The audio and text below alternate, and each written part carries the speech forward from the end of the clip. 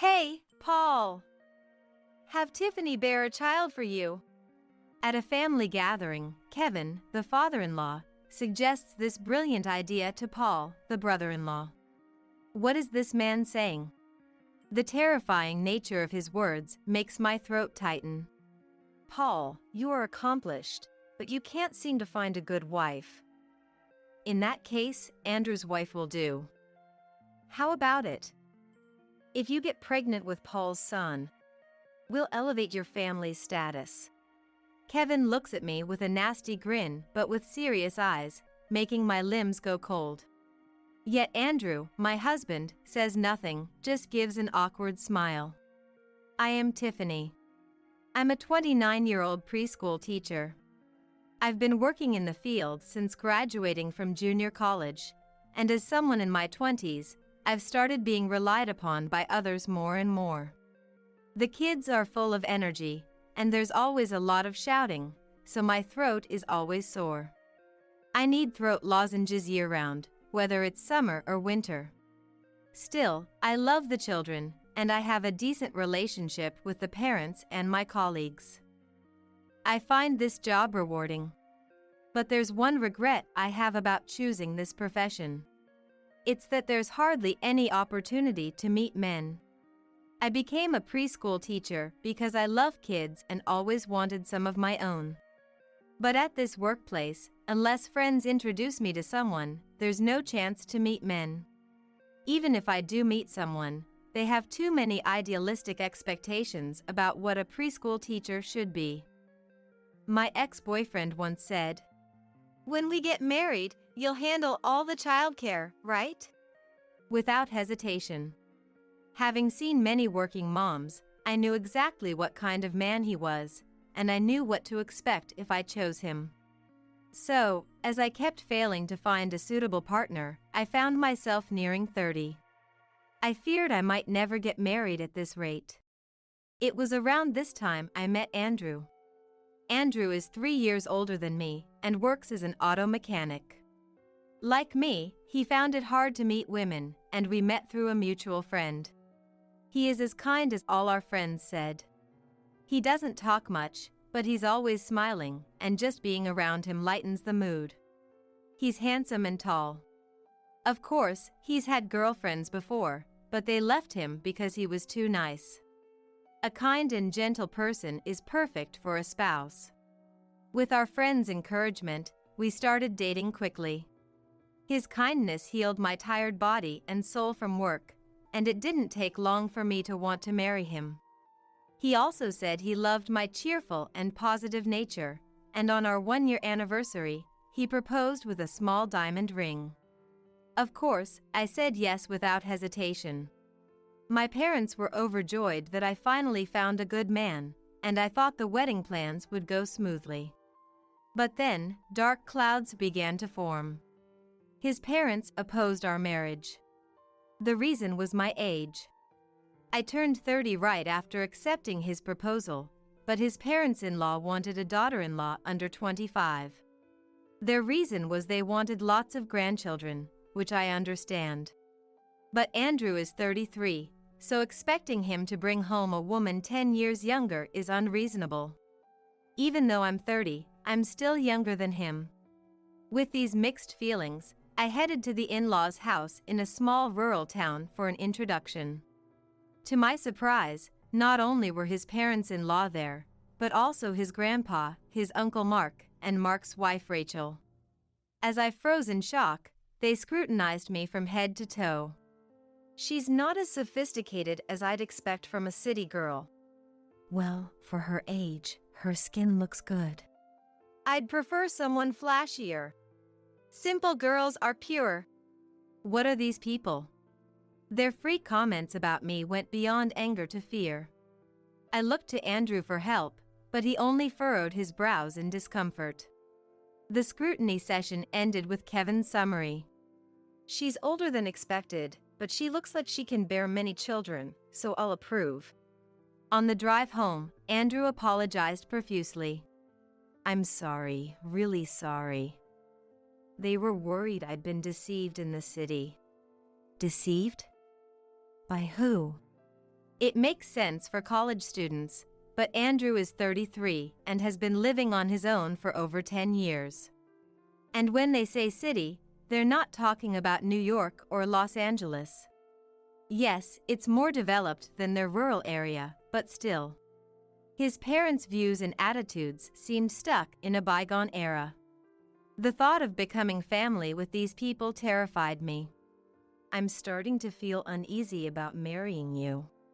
Don't say that. I swear I'll protect you. Andrew pleaded desperately, holding me back. I love and trust him. But his inability to stand up to his parents then lingered in my mind. Despite these worries, wedding preparations moved forward. The moments of picking out my dress with Andrew and planning the wedding were incredibly happy. However, Kevin kept interfering with our guest list and gifts, insisting, "Invite the local dignitaries and make the gifts more luxurious." Each time, I felt more and more depressed, and he would just keep apologizing, saying, "I'm sorry." My anxiety about the marriage grew, and I nervously asked, "You're not thinking of living with your parents, right?" Andrew shook his head. "No way. Paul will inherit the family home and farmland, and I love my job." Really? Really?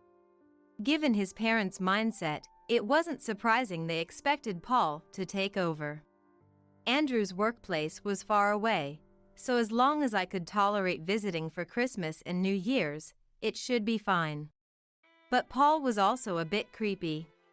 When we visited his parents' house, he showed up for a bit but disappeared into his room right after seeing me. And as we were getting into the car to leave, I noticed Paul watching us from a second-floor window, which sent chills down my spine. According to Andrew, Paul had lived in their parents' house his whole life and had never been married, now at 38. He helped with the farming, but that was about it. He rarely left the house and spent most of his time in his room doing who knows what. His parents were desperately searching for a wife for him, but women fled at the sight of unkempt Paul. That's probably why his parents had high hopes for Andrew to have kids. So, I was caught in the middle. Could I really marry him? Watching Andrew eagerly preparing for the wedding and looking for a new home, I found myself lost in thought. Friends said I'd never find someone as good as Andrew, and I felt like I'd be the bad guy if I wanted to call off the wedding because of his parents. Indeed, Andrew was the perfect husband if it weren't for his parents. I could endure 2 hellish visits a year. I told myself this and tried to ignore my growing anxiety. The wedding, despite the interference from his parents, went off without a hitch. Starting our newlywed life in our new home was smooth, and seeing Andrew every day without having to arrange a meeting was pure joy. Marrying him was the right choice. The first 6 months flew by, and we reached our first Christmas as a married couple. "Is it okay if we spend a week at my parents' home starting December 23rd? "What?" Andrew casually brought up the visit as if it was a given, and I couldn't help but raise my voice. I had mentally prepared for it, but part of me had hoped he would say we didn't have to go. Andrew had to know how uneasy I felt about his parents' house.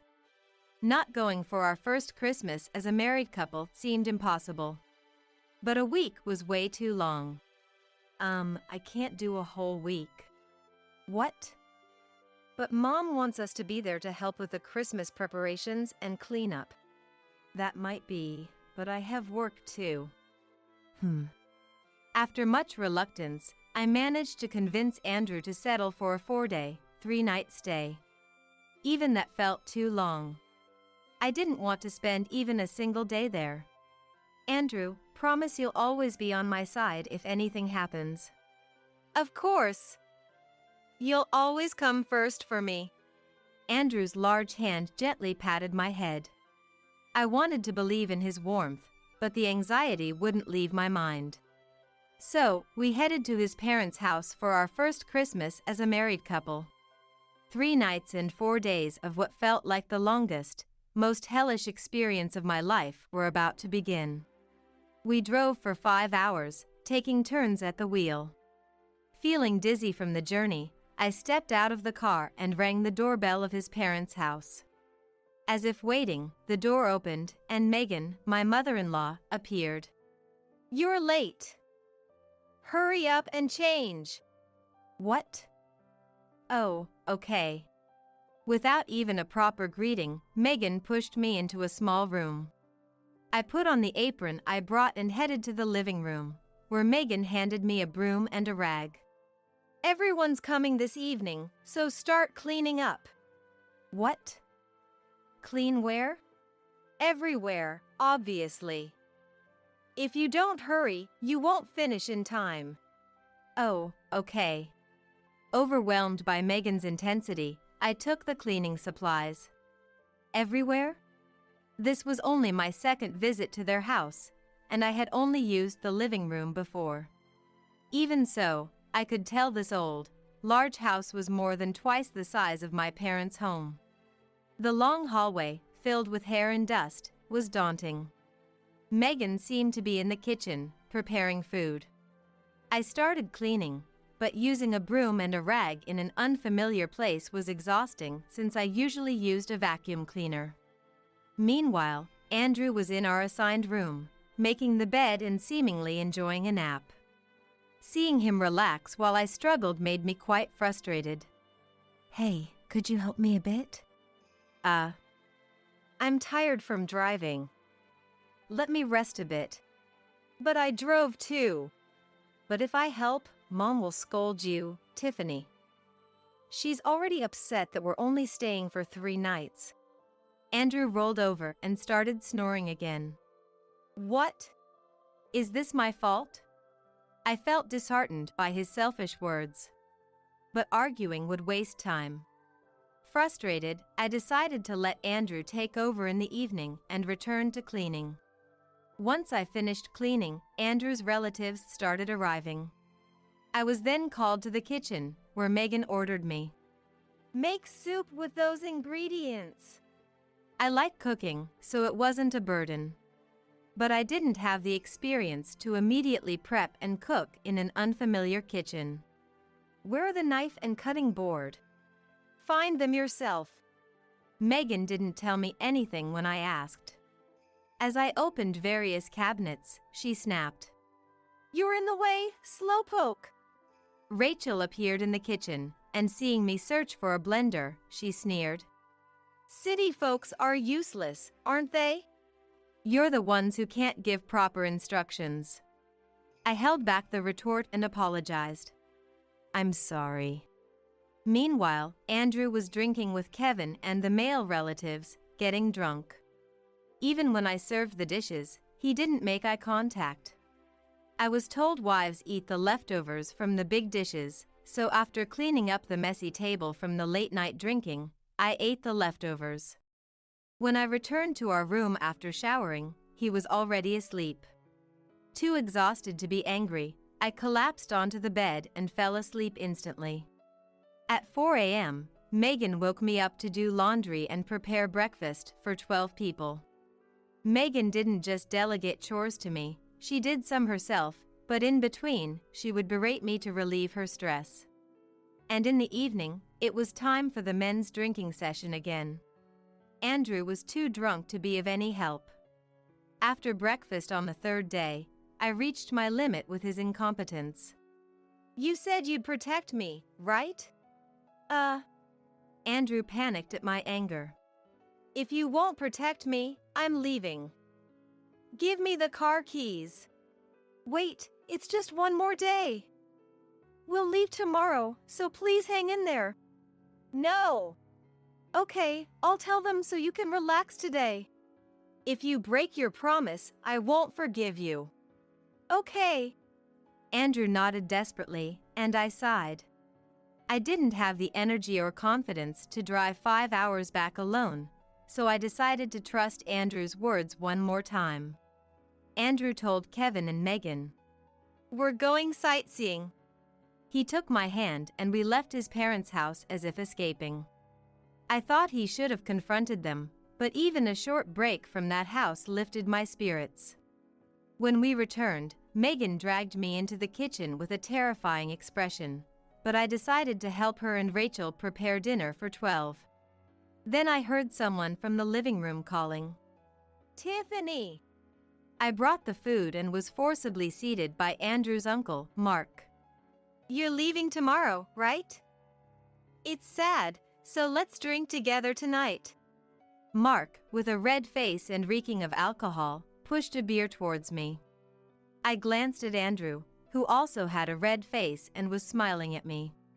I feel bad for Megan and Rachel. I tried to excuse myself politely, but Mark insisted. "No way. When an elder offers you a drink, you have to accept." I'm not a lightweight, but the alcohol hit my tired body hard, making my head spin. Mark looked me up and down and gave a lewd smile. "You are really cute. Are all city girls this cute?" Thank you." "Mark, don't be fooled. She's already 30, not that young." Kevin's unnecessary comment made the men laugh. I didn't find it funny at all. "You're lucky you married Andrew." Mark seemed genuinely happy for me, and I forced a smile. Then Kevin, with a nasty grin, asked me, "So, how's it going? What? Are you making babies?" The blunt question left me speechless. The other men also grinned lewdly at me. I looked at Andrew, but he just smiled awkwardly. Do they expect me to answer? They're the worst. Children are a blessing. I tried to evade the question, but of course, the drunk Mark and Kevin wouldn't let it go. "At your age, you can't afford to be so relaxed.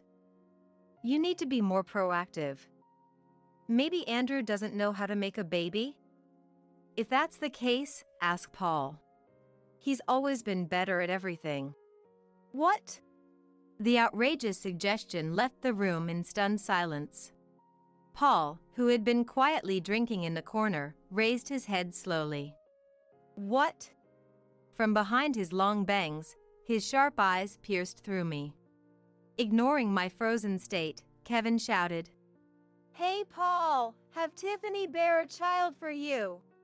He said this cheerfully, as if it were a brilliant idea. What is this man saying?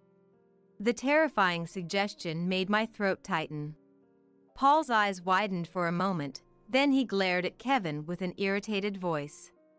"What? Paul is accomplished but can't seem to find a good wife. In that case, Tiffany will do. How about it? If she gets pregnant with Paul's child, we'll elevate her family's status." "What are you talking about?" Kevin looked at me with a serious expression despite his laugh, making my limbs go cold. Andrew said nothing, just gave an awkward smile. "Or maybe I should teach you how to make a baby first. I'm better at it than Paul and Andrew. I've got the track record." What's so funny? What's so enjoyable about this? They're the worst. Even as a joke, it's too much. Kevin and Mark laughed without anyone stopping them, but what I couldn't forgive was Andrew laughing along with them without standing up for me. I swore never to come here again. Ignoring Kevin's vulgar remarks and Megan's petty harassment, I cleaned up the kitchen and hurried to my room. Andrew was nowhere to be found, which annoyed me even more. He probably ran off because he was scared of my anger. This is the worst. I wanted to leave immediately, but I had drunk too much to drive. So, I packed my bags to leave first thing in the morning. As I stepped out of the room to take a shower, the door to the next room suddenly opened, and I was forcefully pulled inside. "What?" I screamed in surprise, only to have a large hand cover my mouth. Quiet. The man's voice whispered in my ear, heightening my fear. Scared, scared, scared. I remembered Kevin's vulgar talk, and my heart pounded loudly. Then the man spoke softly. Dad and the others are planning to offer you as a sacrifice to me. You need to escape this house now. What? Surprised by the unexpected words, I slowly turned my head. There stood Paul, looking angry. Paul, realizing I had calmed down, slowly released his grip.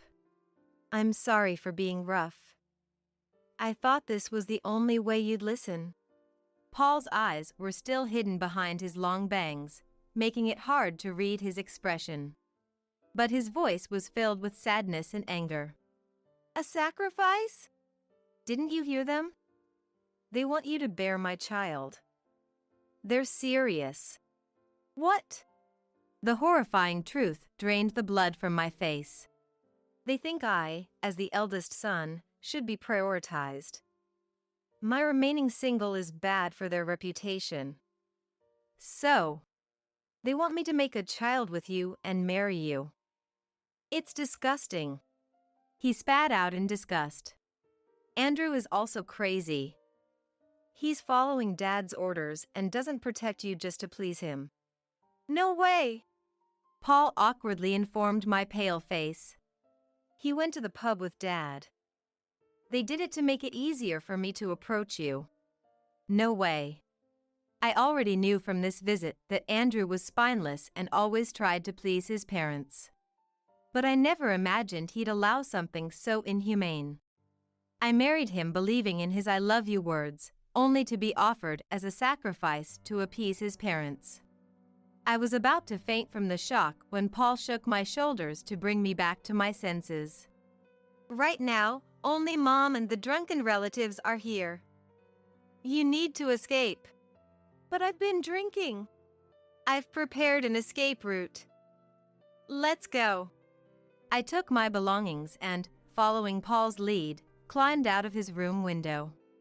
A short distance from the in-laws' house, we reached a home where a woman, supposedly his friend, was waiting with a car. It seemed he had contacted her in advance. This woman was furious about the situation as if it were her own and drove me to a major station. She spoke to the night bus driver, and luckily, I was able to get a last-minute seat. Riding the night bus for the first time since college, I watched the city lights pass by outside the window. I was saved. Realizing this, my body finally relaxed, and tears streamed down my face. Coincidentally, the bus's destination was not near my current home but the closest station to my parents' house. Arriving at 5 a.m., I called my mom from the terminal. Surprised by the early morning call, she rushed to pick me up after hearing my story. When I got home, Dad's face was filled with rage, and we immediately went to retrieve my belongings from the house I shared with Andrew. A divorce was inevitable. While Mom helped me pack, the noise at the front door grew louder. Bring out Tiffany! She needs to be disciplined. Hey! You're the one who should be disciplined. I'll call the police. Their roars echoed through the apartment hallway. Remembering the events of the previous night, my fingers went cold. But summoning my courage, I went to the front door. There stood a red-faced Kevin, an expressionless Megan, and a tearful Andrew hiding behind them. Seeing my face, Kevin's voice grew even louder. Hey, how dare you leave without permission? You know why I left, right? You're here because you have a guilty conscience. No, we're here to fix your rude behavior. Then, shall I take this to the police? What? I held up my mobile phone to Kevin's angry face and pressed the play button on the voice recorder app. The conversation from last night between Kevin, Paul, and Andrew was recorded clearly. Kevin was pressuring Paul to have a child with me, a terrifying proposal. Paul neither agreed nor disagreed, but asked Andrew, "Are you sure with this?" And Andrew replied, "If Dad says so, so I have no choice then." When Paul forwarded this recording to me, I was so shocked I almost threw up.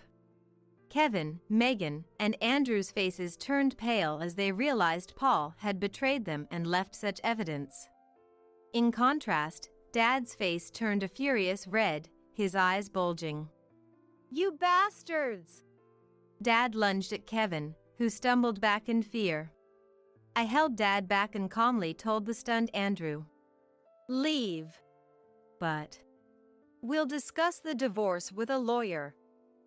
If you don't want me to take this to the police, leave now." Tiffany. Andrew, his face pale, looked between me and Kevin. But, frightened by Dad's terrifying glare, he dragged the paralyzed Kevin out of the apartment. 2 weeks later, Andrew and I had a meeting with a lawyer to discuss the divorce. When I threatened to go to the police if he brought his parents, Andrew came alone. Andrew kept looking at me, hoping I would forgive him. Of course, I had no intention of forgiving him, so the divorce proceedings went smoothly. In the end, I received some compensation from the divorce settlement and signed the divorce papers in front of the lawyer. As we left the lawyer's office, Andrew was sent away first, and I waited for a while before being escorted out the back door by the lawyer. The lawyer had advised that the in-laws might be lying in wait. Sure enough, there was an unusual car parked in front of the lawyer's office, and I went home with Dad, who had been waiting at the back. Thus, my marriage ended abruptly, or so I thought. 6 months after the divorce, I was heading to the nearest station to meet a friend after work. There, unexpectedly, stood Andrew. Why? Fear gripped me, but I realized I was meeting a mutual friend of Andrew's today. Andrew, with his good public persona, must have convinced our friend to cooperate out of sympathy. I had told my friends that the divorce was because I didn't get along with his parents, avoiding the painful details. That was a mistake. "Tiffany." Andrew's eyes lit up when he saw me. My face remained expressionless. "What do you want? We're married. We don't need a reason to see each other." He smiled sheepishly. I didn't understand and felt only a chill. We're divorced. That was just the lawyer's decision. I asked the lawyer for the divorce. Tiffany. Andrew looked at me sadly. Then, as if making up his mind, he bowed deeply. I'm sorry for my parents. They're old-fashioned and only care about Paul. I couldn't go against them. Sigh. But it's wrong for us to be apart when we love each other. You think so too, don't you? Not at all. What? You seem to be misunderstanding. I divorced because of you, not Kevin and Megan. What? I was surprised that he was genuinely shocked. He really didn't understand anything. I don't love someone who stood by silently while Kevin and Megan mistreated and insulted me. And then you allowed Paul to have a child with me? Are you insane? But no matter what kind of people Kevin and Megan are, I could have endured if you had protected me. But you laughed while they treated me as a sacrifice. You're not even human to me. Comparing you to insects would be an insult to insects. Ugh. I hate you. I despise you. I'm so relieved we're separated. No way. Finally understanding that I had no affection for him, Andrew collapsed to his knees. I called my friend and calmly explained the situation. The friend, pale-faced, apologized and took him away. This friend explained the circumstances to others, and Andrew's reputation, once seen as a good person, plummeted.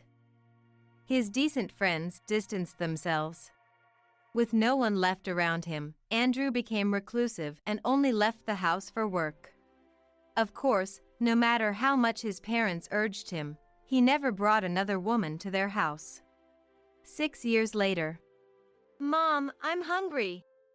Okay, I'm preparing it now, just a moment.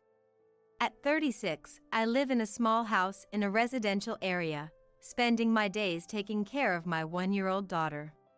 After separating from Andrew, I thought I'd never get married again. But 3 years ago, I reconnected with a high school classmate at a reunion. And we hit it off, leading to our marriage. My new husband's parents are sensible people who welcome us with our favorite meals when we visit. Paul also fled to a place far from the in-laws' house, and now lives peacefully with a partner he met there. Paul had always been concerned for my safety and kept in touch, but now he feels like a real brother, and we occasionally share updates. Andrew remains reclusive, and Kevin and Megan will never get to hold a grandchild. But there's no point in gloating over that. Instead, watching my child grow is much more fulfilling. Hold me. Let's hold you. I wipe the pumpkin off my daughter's mouth and lift her small, soft body into my arms. As I inhale the gentle baby scent from her hair, I feel deeply grateful for the happiness I now have in my life. The day finally arrived, and Kevin and his wife walked in, their faces clearly stiff with forced smiles. Hi, Dad. Mom, it's been a while. Alex, nice to meet you.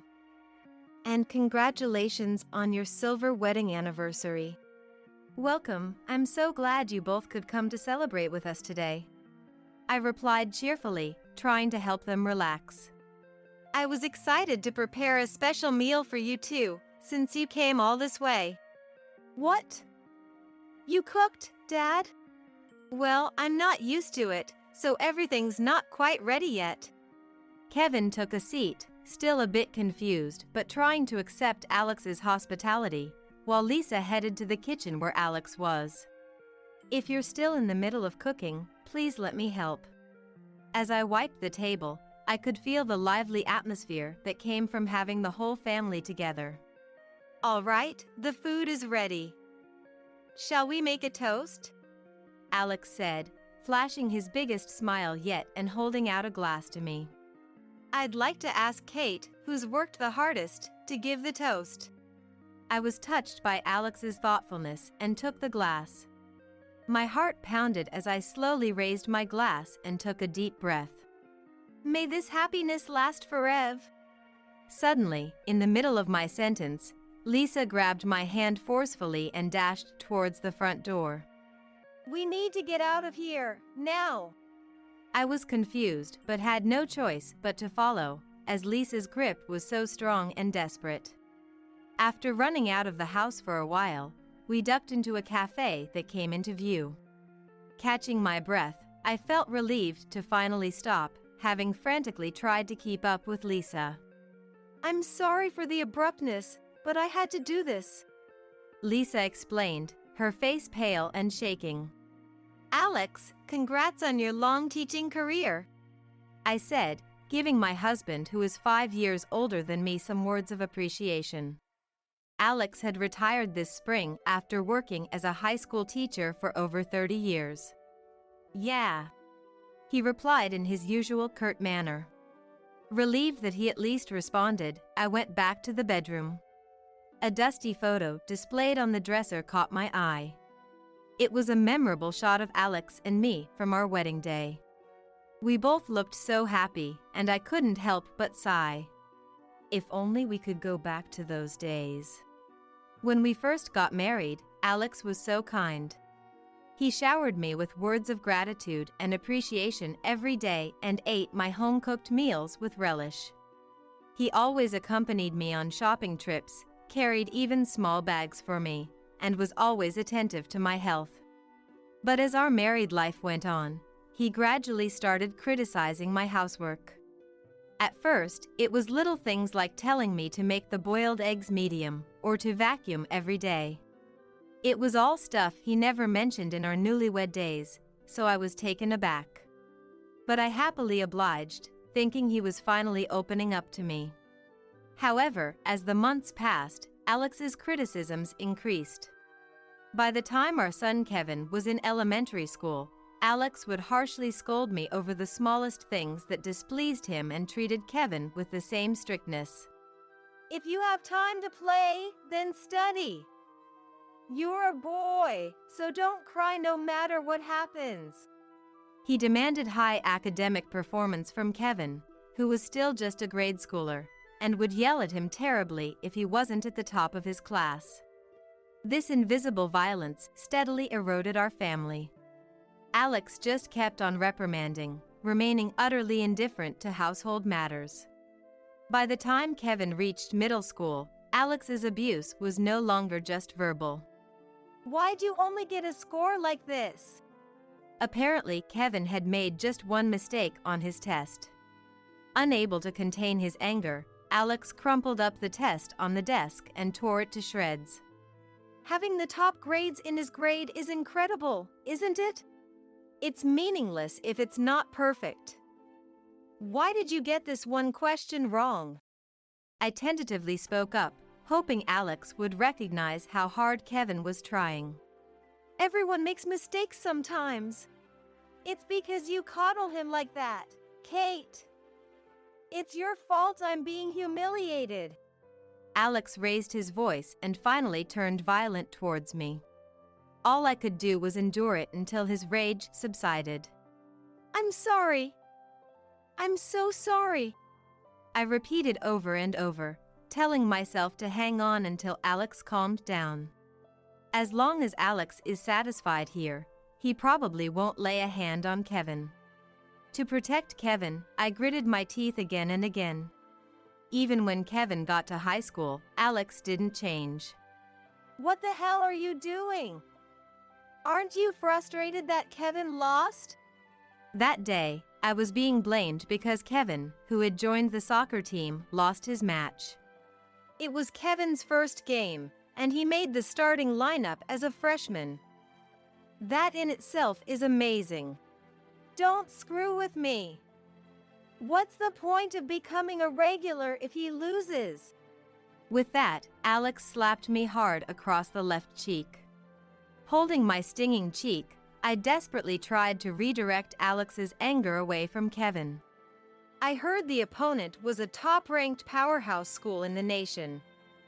Against a team like that, Kevin scored 2 goals. If you can score 2 points, you can score 3 points too, can't you? With that, Alex slapped my right cheek with all his might. If you bring me another embarrassing result, you better be prepared.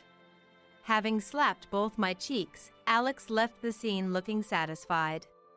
I promised to myself that no matter what, I wouldn't let Alex hit Kevin. As I cooled my cheeks with ice, I kept telling myself that. Whenever Kevin's grades or test results were poor, Alex would always beat me. Mom, your face. Kevin ran up to me, looking like he was about to cry. It's okay, this will heal quickly. I forced a smile so as not to worry Kevin, but the swelling made it hard to smile properly. It's my fault, isn't it? No, it's not your fault, Kevin. But if I had gotten better grades. Please, Mom, stop protecting me. Kevin's plea pained my heart. It's a parent's job to protect their child.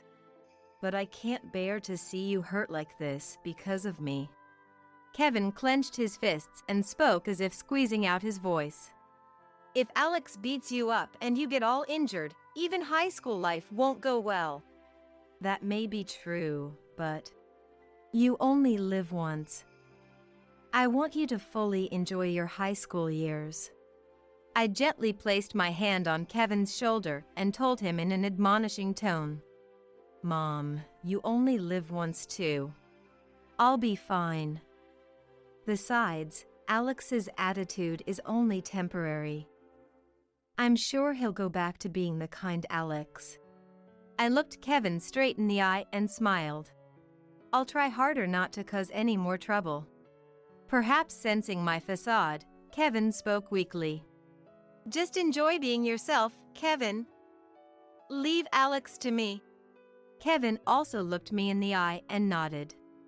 From then on, Kevin enjoyed his high school life to the fullest, and before I knew it, he was preparing for college entrance exams.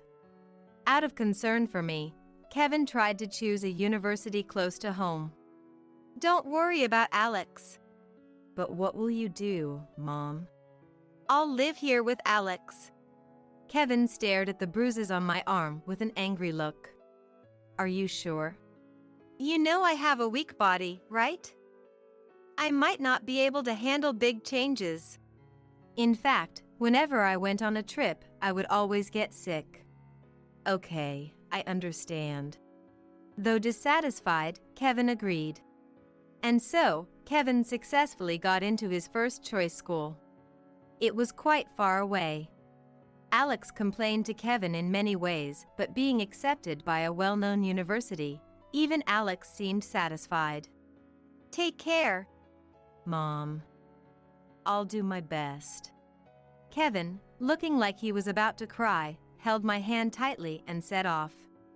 After Kevin went to college, Alex's violence stopped, but his verbal abuse continued. Another cold? You're just trying to slack off, aren't you? Don't walk in front of me wearing such tacky clothes. He often complained about my appearance and health, but it was better than physical abuse. Amidst such days, my joy was getting messages from Kevin. He talked about trivial things like the seasons and the town he lived in, but he was always concerned about me. The watermelons are abundant this year and really sweet. I wish you could come and have some, Mom. I see, I'll come if I'm feeling well. The air is great too. I think it's the perfect environment for you, Mom. Thank you for worrying about me. Thanks to Kevin's frequent messages, I didn't feel lonely and could endure Alex's verbal abuse. Over 4 years passed like that, and Kevin graduated college and married a local woman. I told Lisa about you, Mom, and she said she wants us to live together. Kevin sent me such a message. Lisa was Kevin's wife, and I had heard she was a cheerful, lively woman. I can't interfere with newlyweds, but I appreciate the thought. I replied to Kevin and let out a quiet sigh. I believed that someday Alex would return to being a kind husband, so I couldn't go to Kevin. It'll be all right. I'm sure it'll be fine. I chanted like a spell and endured Alex's abuse. Hey, where's my shirt? Despite my wishes, Alex's angry shouts rained down mercilessly day after day. It's right there. Not this one. Today's an important day. You expect me to wear this rag? Alex complained even about a shirt he had only worn 2 or 3 times. But that's the newest shirt. You're really useless. It's basic etiquette to iron shirts. If it's the same tomorrow, there'll be hell to pay. Leaving those cold words, Alex left the house. I hurriedly called out, "Have a good day," to Alex's retreating back. Alex has expectations of me, so I have to meet them. Suppressing the pain in my heart, I threw myself into housework. I endured Alex's unreasonable demands for several years. Perhaps because retirement was near, Alex seemed a bit calmer these days. The thought of spending more time with Alex from now on made me anxious. Still, I felt pathetic for believing in Alex's kindness and continuing to search for the old Alex. Filled with both anxiety and hope, I stayed away from the living room during the day. I turn on the TV when Alex is in his room. A cooking show featured Alex's favorite dish, deciding tonight's dinner. I turn off the TV and get ready to go shopping. It was a cold day despite being April, so I put on heavy clothes. As I was about to leave, Alex called out from behind. Wait a minute. I'll come along to help carry things. What? Surprised by Alex's words, I almost dropped my bag. It'll be cold if you walk. Let's take the car. As I watched Alex's actions, I wondered if I was dreaming. Come to think of it, I haven't been yelled at today.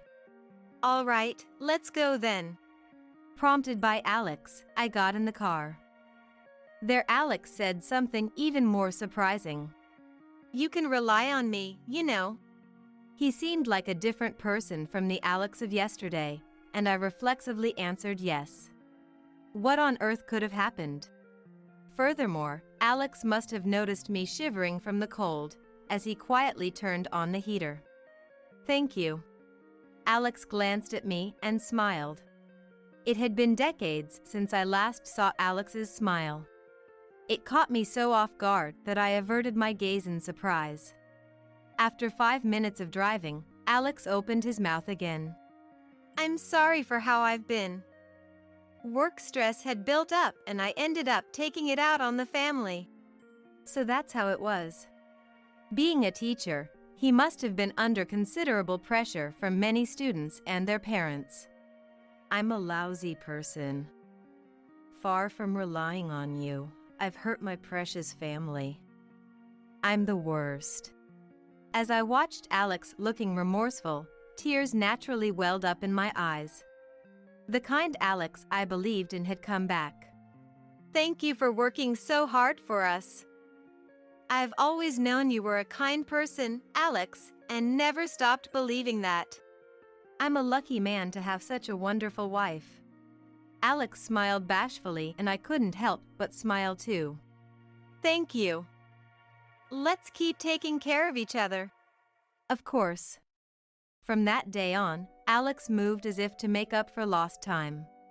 I'm not sure if this makes up for it, but I want to be there for you, Kate.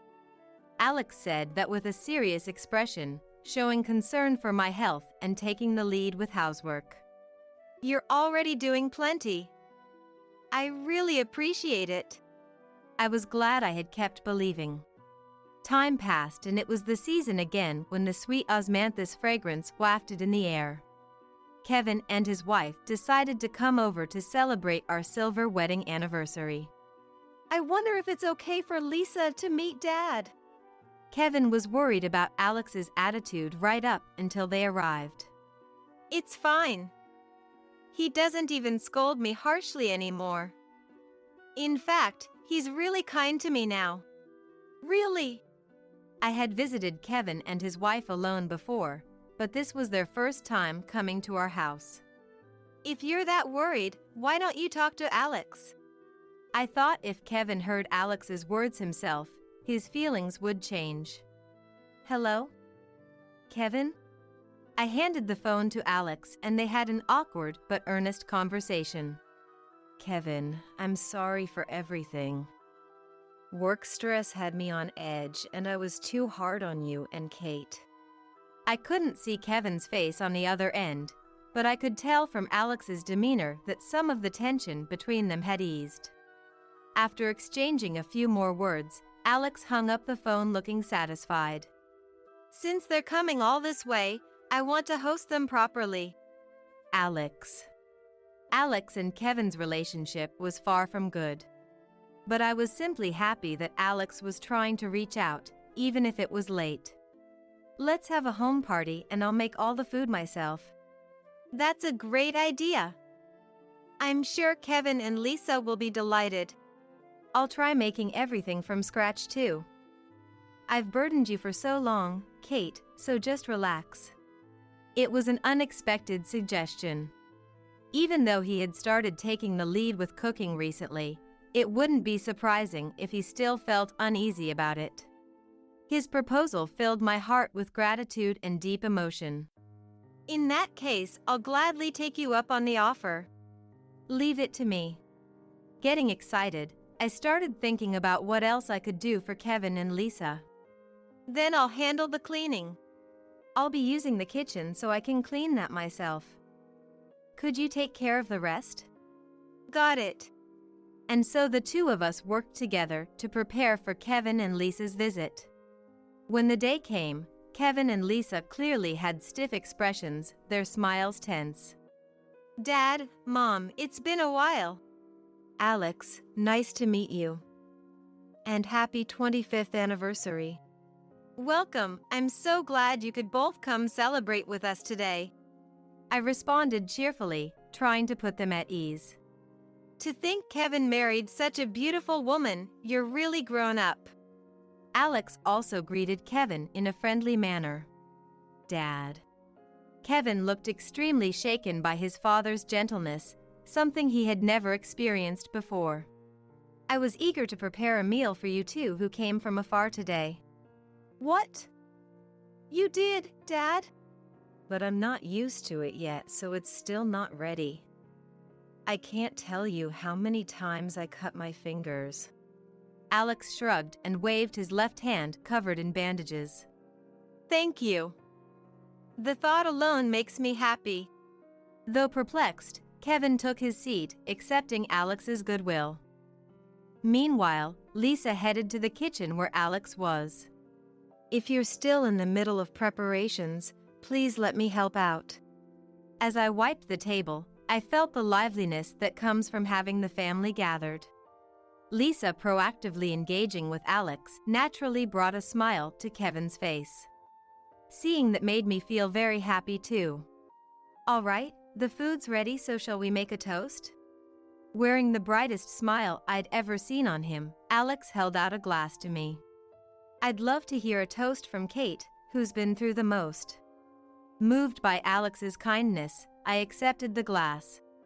My heart pounding, I slowly raised my glass and took a deep breath. May this happiness last forever. Mid-sentence, Lisa suddenly grabbed my hand and pulled me forcefully towards the front door.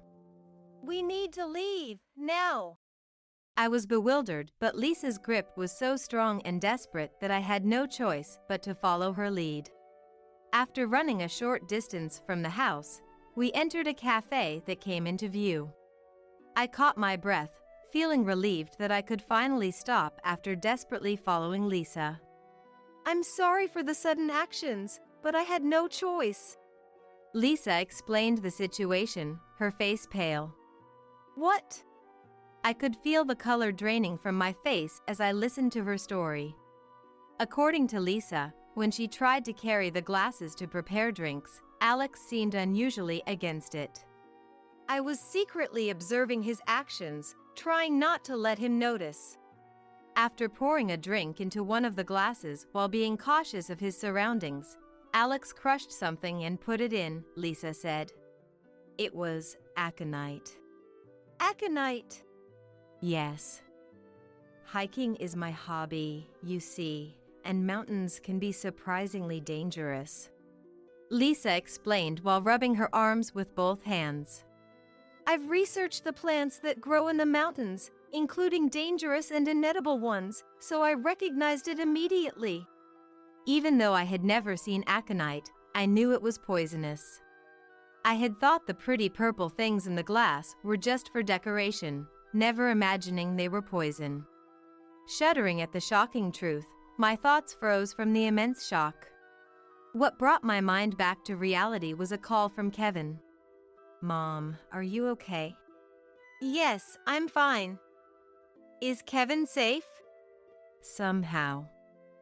I got a message from Lisa earlier. I'm glad you're safe, Mom. Sighing, Kevin told me what had happened at the house.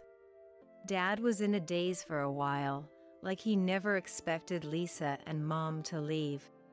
He seemed to have been stunned that I had escaped, not even noticing Kevin was nearby. Then he suddenly snapped out of it and rushed out of the house in a panic, so he might be looking for you too. The cafe we were in was located in a maze-like back alley, so it wouldn't be easy to find. But I couldn't shake the uneasy feeling. Don't worry though. I installed a location tracking app on Dad's mobile phone. Actually, when Kevin left home, he had gifted us mobile phones so we could contact each other right away.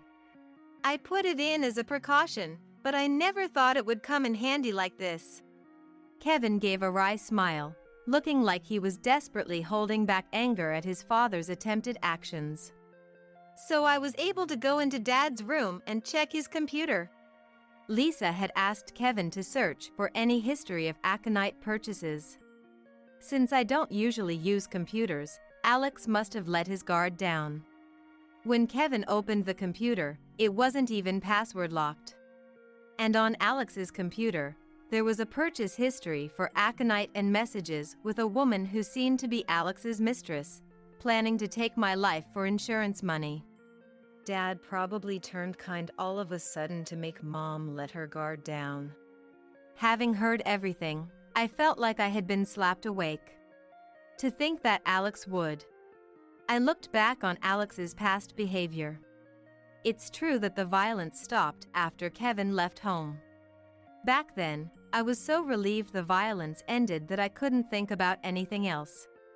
He must have started a relationship with his mistress around then, and by the time he started being kind to me, they had likely already hatched their plan. This time, Kevin happened to come celebrate with us and Lisa had knowledge of aconite, but if I had been alone. Looking back, there were many unnatural points. Even with the silver anniversary preparations, Alex was controlling everything in the kitchen. It was all to carry out his plan.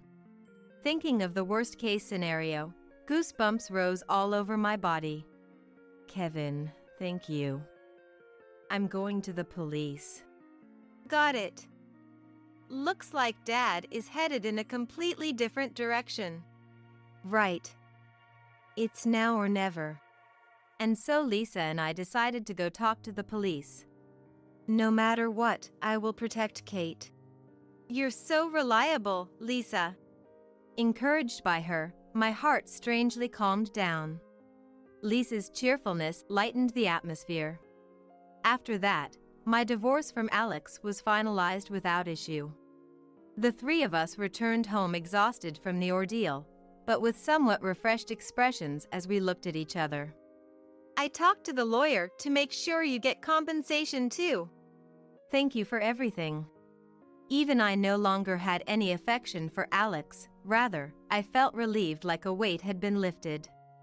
Furthermore, I had been seeing a doctor regularly for the trauma caused by Alex's years of scolding and violence, so Alex ended up in police custody. Thanks to Kevin, we quickly found out Alex's whereabouts and got alimony paid from his retirement money. I can't thank you two enough. Seems like the mistress faced repercussions too.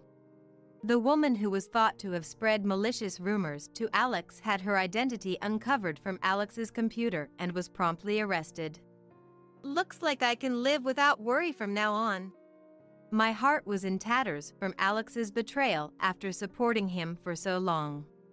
But I forced a smile, not wanting to worry Kevin and Lisa. Kate, if you'd like, why don't you come live with us? I appreciate the offer, but I'll be fine on my own. I would just be a burden on Lisa too, with my weak health. The last thing I wanted was to trouble Kevin and his wife. We want to protect the Kate who desperately protected Kevin. Saying that, Lisa gave me a strong hug. Lisa. I looked over to see Kevin nodding with a gentle expression. Thank you. I'd feel so much better with you two always by my side. And so I moved into Kevin's house and started a new life. My health was the only thing I was worried about, but incredibly, I became energetic after moving. Thanks to that, I was able to do things I had given up on and go places I couldn't before. Every day felt fresh. I woke up with the morning sun again today. Opening the window and breathing in the outside air, I was enveloped by the distinctive summer atmosphere. I prepared breakfast and the three of us sat around the dining table. Then, I picked up the mayonnaise. Mayonnaise is the way to go for omelets, I declared strongly to Lisa, who was about to put ketchup on her omelet. No, Kate, it has to be ketchup.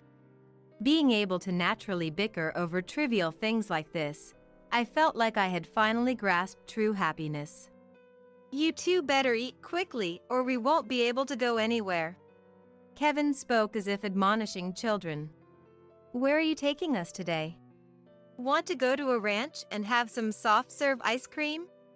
Sounds fun. We'll have to be careful about sunburn. As I felt the love and true family I had finally obtained through their exchange, I vowed in my heart to keep working together from now on. May this happiness last forever. I quietly chanted the words I couldn't say that day, my heart dancing with joy. Finally, my sister Whitney has given birth. Our family was overjoyed, and even though it wasn't Christmas, relatives gathered together. The stars of the show were, of course, Whitney and her baby. With food and drinks ready, the party began. After we all toasted, my husband Brad approached Whitney and the baby. Whitney handed the baby to Brad, and he held the baby in his arms. Brad looked at the baby with such a loving gaze, as if he were holding his own child. "Hello, baby. Oh, you're so cute." After admiring the baby, he turned to me and said, "If only you could actually have kids." Followed by a sigh. "Still really cute. Wonder who it looks like." He insulted me in front of all the relatives, seemingly unaware of the icy atmosphere that followed. In the frozen silence, the family gathered around Brad and Whitney, enclosing them. Whitney and Brad, engrossed with the baby, hadn't noticed until Whitney's husband Chuck spoke up. "It really doesn't seem to take after me. There are elements of Whitney, though." He confronted Brad calmly. It seemed Whitney and Brad finally noticed the awkward air. Surrounded by relatives, they looked to be huddling together. "Overall, Brad, it seems to take after you, don't you think?" Donald, Brad's dad, added insult to injury. "Really now? Brad, it's the spitting image of you when you were little." His tone was cold, unfitting for the celebration. Eh? Seeing Brad taken aback, I couldn't help but let out a smile. Brad had no idea that I had been laying the groundwork with the relatives. I'm Zoe, 42 years old. My life has been nothing extraordinary. Not academically gifted, nor athletically talented. Not the type to stand out, I've probably been forgotten by my classmates, leading a plain life. I have a younger sister, Whitney. Unlike me, Whitney is beautiful and stylish. Though our age difference spared me from blatant comparisons, from what I saw, Whitney was adored by many from a young age. Becoming a show-off in elementary school worked to her advantage, making her a central figure in her class. People gravitated towards her, regardless of gender, and after school, friends were always coming over. As she grew older, perhaps thinking little of my plainness, Whitney would say, "Zoe, you're so plain. Make sure not to show your face when my friends are over." Ignoring me even when her friends weren't around. Confused by Whitney's attitude and feeling uneasy around my own sister, I decided to move out. I had a job lined up and had saved some money from working part-time while attending college. So I moved out without anyone stopping me. It was lonely at times, but being alone was more comfortable than being nagged by Whitney. Occasionally, when I visited home, I heard from Mom that Whitney's behavior seemed to be getting worse year by year. By the time she was in high school, Whitney started going after people's boyfriends. And Mom would come to me for advice. But since I had no experience with love, all I could do was try to console Mom. In the end, Whitney never changed, and Mom's worries never ceased. I became close to a senior coworker while working together on a project. His name was Brad. He was 2 years older than me, someone I had been on the same team with since the last project. I had never been approached by men before, but after the project ended and we all went out for drinks, he asked for my contact information. Even while drinking, I was the sober one, taking care of drunk colleagues and supporting the organizer, which apparently caught his attention. "How about we go out for dinner, just the two of us?" Thinking he had asked for my contact for work-related reasons, I was surprised by his sudden invitation. Finding no reason to decline and thinking this would be a one-time thing, I accepted his invitation. However, when we actually sat down to eat and talk, we got along so well that time flew by. Unable to suppress the feeling that I didn't want it to end with just this once, I found myself saying, "May I have the pleasure of inviting you out next time," in a surprising move. Perhaps it was the alcohol talking. I was flustered after saying those words. Brad looked stunned. "Oh no." I didn't mean that. I'm sorry. I meant for work advice, not that." I didn't have any ulterior motive. I rushed to explain, wanting to run away from the embarrassment. Then, ulterior motive. You're an interesting person, Zoe. Brad burst out laughing. I'd be happier if it was with ulterior motives. Suddenly serious, Brad took my arm. Shall we go to another place? I quietly nodded and followed Brad. I'll never forget that night. Even after we got married, we would laugh about it when recalling that time. My first love at 28 felt embarrassing, but he accepted me and took the lead. With him, my once plain life seemed to blossom into something beautiful. At 28, I finally understood what love was, and I gained confidence. 2 years later, he proposed, and we got married. Me, Zoe, 30 years old. Married at a nice round age. And with a new name, I decided to start a new life. I got along well with Brad's parents, especially Mael, as if we were friends. The common mother-in-law and daughter-in-law conflict was non-existent for us. Whitney, attending our wedding, seemed enraptured by the atmosphere, barely acknowledging me. After the ceremony, as Brad and I were heading to the next venue, Whitney ran up to us. Zoe! Today's wedding was so beautiful. It makes me want to get married soon too. Any past resentment seemed gone. Whitney smiled at me. It's about time I settled down too. Not just any man will do. I'll find the right one and have a wedding that everyone can celebrate. It seemed our wedding made her crave a normal happiness. Declaring her intention to change, Whitney left. I was stunned by our brief exchange, but wanted to believe in her words of change. If my image had cast a positive light on Whitney, then I was satisfied. Feeling that years of resentment had dissipated made me genuinely happy. I looked forward to having face-to-face conversations in the future. Since my marriage, Mom's worries shifted from Whitney to me. Yes, about children. Getting married at 30, I understood my parents' eagerness to see grandchildren. Of course, I wanted children too. I was working but planned to quit if I had a child. Initially, I hadn't thought deeply about it, but as time went on, I grew tired of Mom's constant nudging. Wanting to respond to my parents' feelings, I began to excessively consult with Brad. Initially, Brad took it lightly, saying, "Don't rush, it'll happen when it's meant to." However, as I repeatedly brought up the same concerns, "Come on, I'm tired today.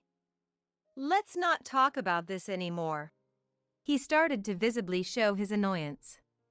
5 years into our marriage, we hadn't had children, and by that time, Brad seemed to have given up. I was 35 before I knew it. Nowadays, it's not uncommon for people older than me to have children. But I knew I was reaching the age where I had to prepare myself. I knew that if we truly wanted children, we would have to undergo the appropriate tests and treatments. And I was aware of how difficult that could be. Brad was saying, even without children, we have the option to enjoy life together. But I couldn't give up.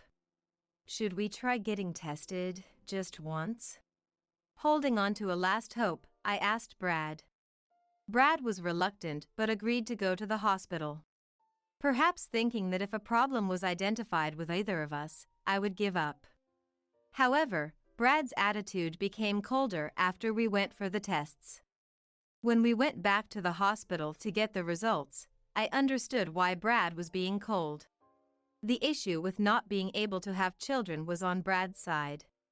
Unable to accept the test results, perhaps because of his pride, Brad started to take out his frustration on me. Unable to maintain a happy relationship, all I could do was wait for him to calm down. 3 years later, Brad's demeanor had improved compared to back then. But he still came home late or not at all sometimes. By that time, Whitney had finally found someone to marry.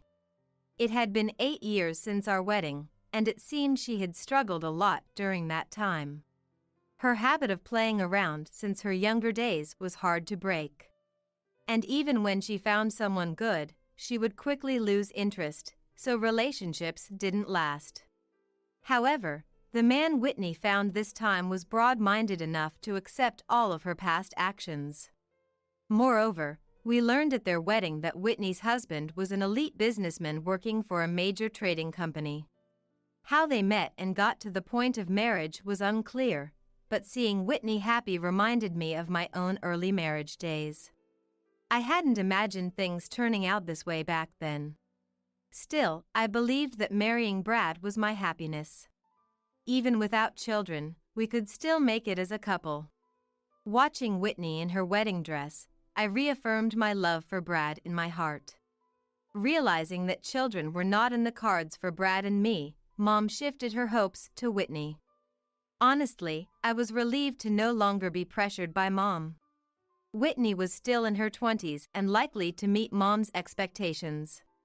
Somewhere inside, I too had hopes for Whitney. 3 years later, the grandchild Mom had been longing for was finally on its way, growing inside Whitney. Mom cried and thanked Whitney when she found out. Hearing this news, I felt like my worries were finally over. It had been such a long journey to this day. My relationship with Brad wasn't great, but I hoped this could be a turning point. We hadn't spoken much lately. Whenever he did open his mouth, it was only to make snide remarks, but Brad's attitude seemed to change when he learned about Whitney's pregnancy. Perhaps he felt guilty towards my mom for us not being able to have children. As Whitney's belly grew, conversations with Brad increased. Whitney's due date was drawing close. At home, the anticipation for the first grandchild made Dad and Mom restless. And then, Whitney finally gave birth. Our family was overjoyed, and relatives gathered together even though it wasn't Christmas. Attending Whitney's baby shower were Brad and me. Brad's parents, Whitney and my dad and mom, and Whitney's husband Chuck and his parents. It was the first time so many relatives had gathered together. The stars of the show were, of course, Whitney and her baby. I was busy in the kitchen preparing the food and drinks. With everything ready, the party started. After we all toasted, Brad approached Whitney and the baby. Whitney handed the baby to Brad, and he held the baby in his arms. Normally, showing a baby to relatives would be a common sight, but something felt off. Brad looked at the baby with such a loving gaze, as if he were holding his own child. The affection he showed towards his wife's sister's child seemed a bit too intense. Without caring about that, Brad held the baby and murmured, "Hello, baby. Aw, you're so cute." After showering the baby with love, he turned to me and bitterly said, "If only you could actually have kids." Followed by a sigh. "Still really cute. Wonder who it looks like." He insulted me in front of all the relatives, seemingly unaware of the icy atmosphere that followed. In the frozen silence, my dad, Brad's parents, Chuck, and his parents gathered around Brad and Whitney, enclosing them. Whitney and Brad, engrossed with the baby, hadn't noticed until Chuck finally spoke up. "Really, it doesn't seem to take after me. It seems to have few similarities with Whitney too." He calmly confronted Brad. It seemed Whitney and Brad finally noticed the awkward air. Surrounded by relatives, they appeared to be huddling together. "Overall, Brad, it seems to take after you, don't you think?" Brad's dad added to the tension, saying, "Indeed. Brad, it's the spitting image of you when you were little." His voice was cold, inappropriate for the celebration. Seeing Brad taken aback, I couldn't help but smile. Brad was unaware that I had been laying the groundwork with the relatives. Months ago, I happened to see Brad's mobile phone. That day, I had taken the morning off to go to the hospital and found Brad's phone left on the dining table. Thinking to deliver it to him at work later, I was about to put it in my bag when the phone vibrated. Curiosity led me to glance at the screen, displaying a message from Whitney. "Your baby is growing bigger." My blood ran cold. Next, I was seething with anger. Whitney was trying to steal Brad. Given Whitney's past behavior, there was no doubt in my mind. To confirm, I looked at the message exchange between Whitney and Brad. It was an affair. Whitney planned to pass Brad's child as Chuck's. Brad was waiting for the right time to divorce me and remarry Whitney. I took photos of the message exchange as evidence. Since then, I've acted oblivious. Brad's parents believed me immediately due to our close relationship. They also felt sorry for their son's actions. I approached Chuck about it once before Whitney gave birth. He seemed to have had suspicions about Whitney's pregnancy. Showing him the evidence, he agreed to my plan. And so, we've come to this moment. Brad, caught off guard, while Whitney smiled brightly. "Stop it, everyone, that's such a bad joke," she said, feigning innocence. "Would you stop your bad jokes?" The voice trembled with anger. I felt sorry for asking everyone to play along until now. And Whitney seemed to finally sense the deep loathing in his angry voice. Whitney's complexion changed. Noticing this, Brad stepped in to defend her. "Hey, Whitney's just tired from giving birth. No need to speak like that." I confronted Brad, fueled by the future he planned for his mistress. "I see you can be kind for the sake of your future wife." I showed him the screen of his mobile phone. The photo of the message exchange with Whitney. Brad, shocked then glaring, yelled, "What the hell is this?" He stood up, grabbing me by the collar. "When did you start doing such dirty things?" He didn't even try to make excuses. It would have been better if he had tried to explain it was all a misunderstanding.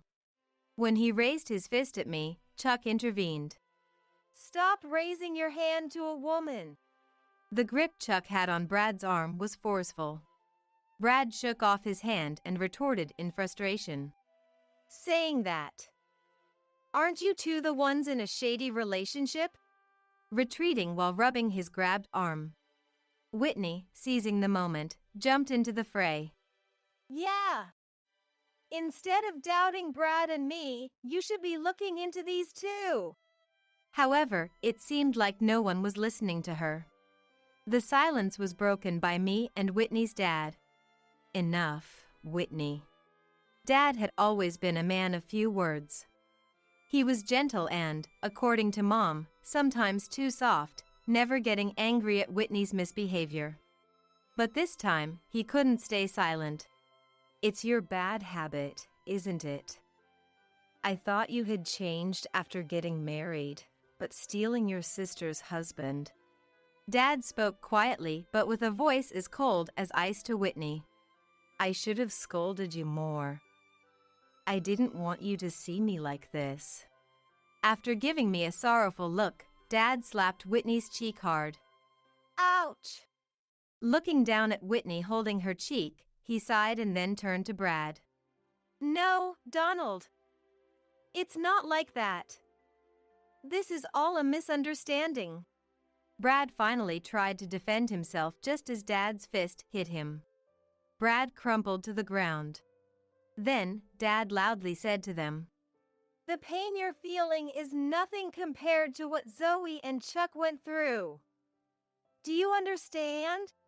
Whitney's sobbing could be heard, though it was doubtful if her tears were from remorse. Dad turned to Chuck and his parents to apologize deeply. "I'm truly sorry for the unforgivable act my daughter has committed." Mom also apologized next to Dad. Then to Brad's parents, "I'm sorry for raising my hand to Brad in front of you," apologizing deeply once again. Brad's parents also apologized to us. "What is this? I did nothing wrong." Brad began to shout, breaking the silence.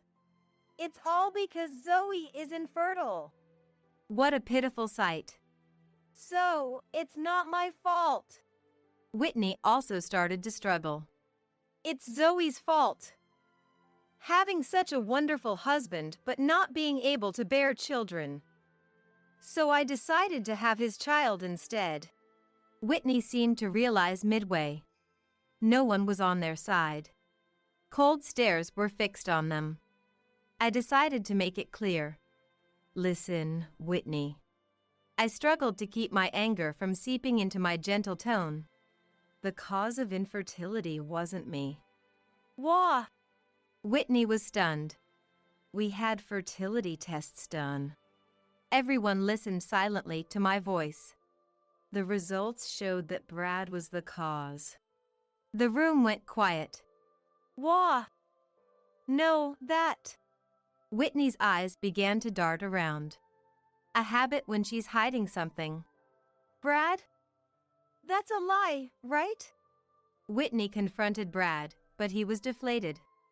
I don't accept those test results. Brad couldn't accept that he was the one unable to have children, but I showed the hospital's test result papers. Dad and Mom looked at the evidence, and from Whitney's reaction, it seemed they realized something. Whitney, whose child is that baby really? Delivering the final blow. It's Chuck's child, obviously. She seemed unaware that her story was changing by the moment. Then, to put Chuck's mind at ease, why not do a DNA test? Whitney's eyes darted around nervously. There's no need for that. It's Chuck's child. Mom approached Whitney, speaking to her with the gentleness one uses with a small child. Whitney, let's get tested, shall we? I want to believe you, Whitney. Let me believe you this time. Her voice trembled towards the end. Mom was sobbing, huddled over. You're old enough, Whitney. It's time to take responsibility. Dad told Whitney, then apologized again to everyone gathered. He promised to report the results later, and Whitney's baby celebration party came to an end. Whitney stubbornly refused the DNA test, but her attitude only spurred our parents more. Dad tried to persuade Whitney himself, but she wasn't willing to listen.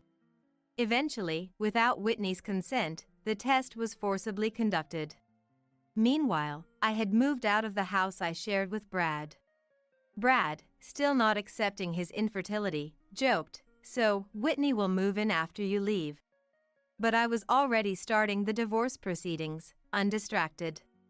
Months after the family gathering, Mom contacted me about Whitney's DNA test results. We were to return to our parents' house to hear the outcome. Brad, Chuck, and I listened intently to the results, which were unexpected by all. A heavy sigh escaped everyone's lips. The father of Whitney's child was neither Chuck nor Brad. What on earth does this mean? Dad couldn't contain his anger. Even more furious than when he had slapped Whitney. What does this mean, you say? Whitney asked rhetorically, but no one supported her. Whitney, explain yourself. Chuck admonished her in a low voice.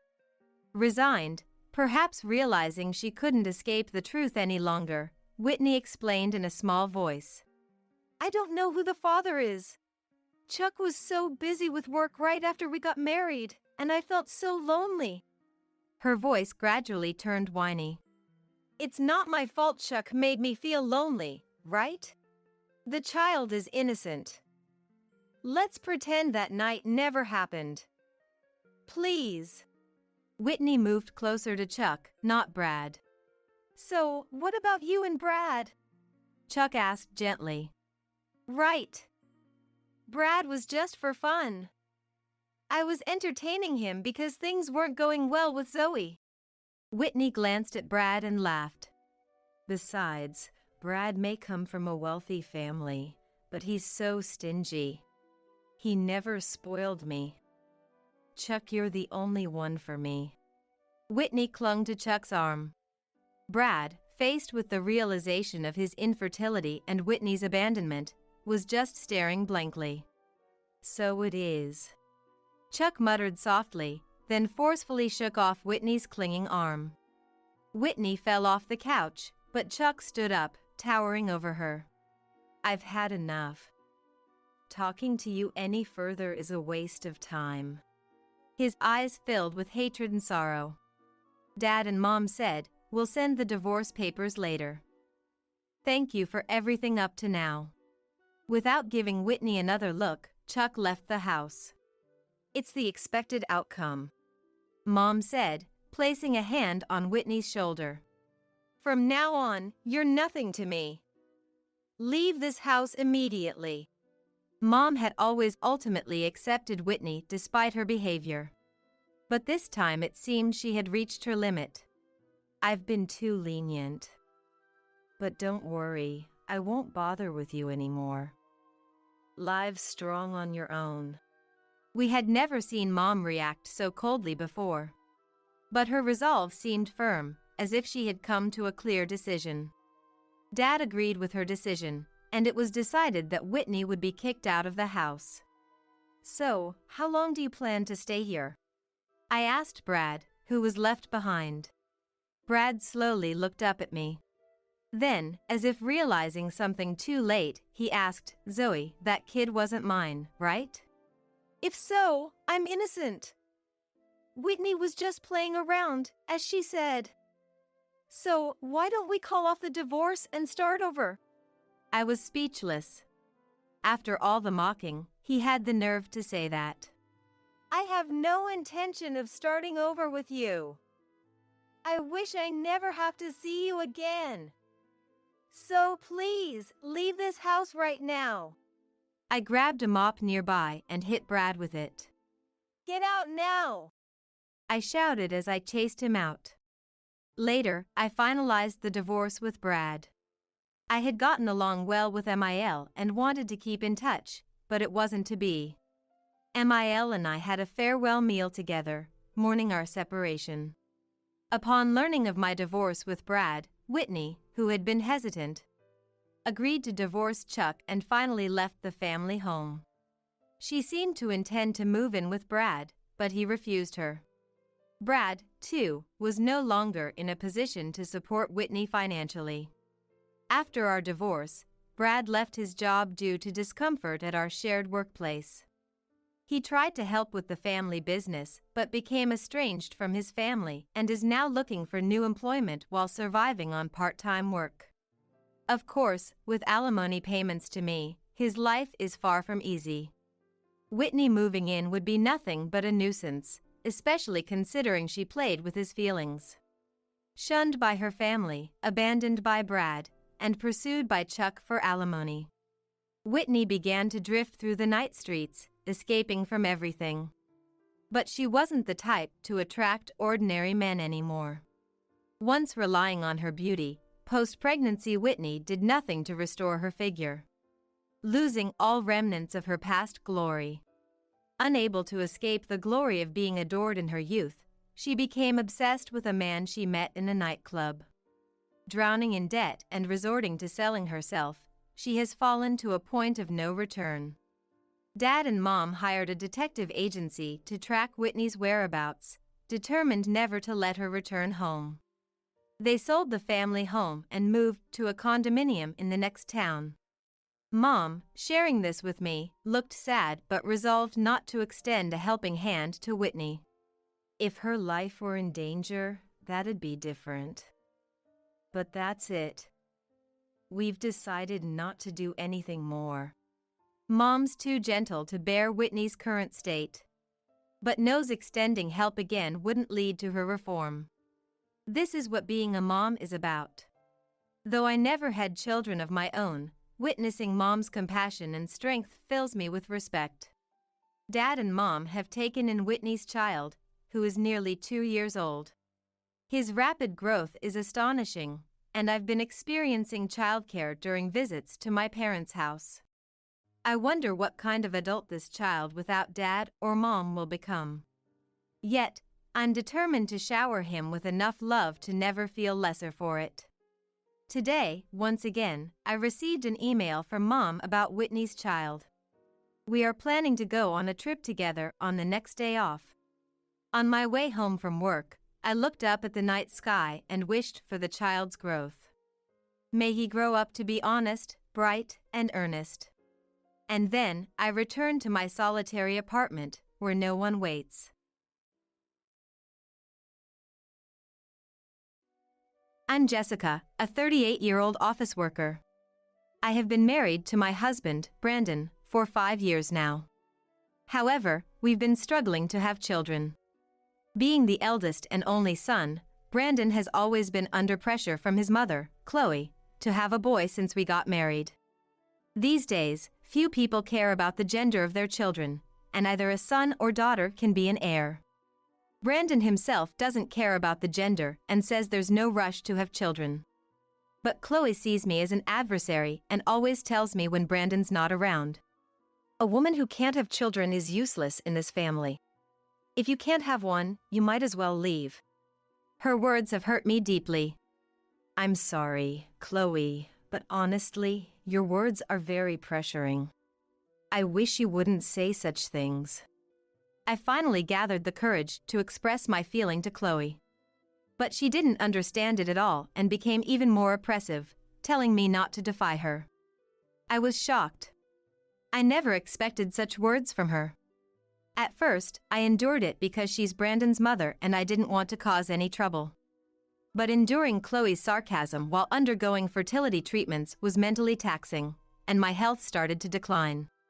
Realizing I couldn't hide it anymore, I confided in Brandon. Furious, Brandon sternly warned Chloe, which stopped her surprise visits to our apartment for a while, but she continued to hurl insults daily through WhatsApp. Then one day, I found out I was pregnant at the fertility clinic. The first sight of the fetal ultrasound filled me with indescribable emotions. When I showed Brandon the ultrasound at home, we both cried tears of joy. But our happiness was short-lived as I remembered a significant problem. Chloe. Telling her about the pregnancy would surely lead to her frequent visits, insisting that pregnancy isn't an illness, telling me to move around, or bragging about her own experiences. The doctor advised me not to overexert myself until a heartbeat is confirmed, so I was torn about what to do. After discussing with Brandon, we decided I should stay at my parents' house for a while. If I'm at my parents' house, even if I'm not feeling well, my parents are there, and Chloe won't make a surprise visit to my parents' house. It's close to my workplace and Chloe wouldn't barge in there. I called my mother right away, explaining about the pregnancy in Chloe, and decided to return home for a while. Brandon drove me to my parents' house, where they were overjoyed about my pregnancy.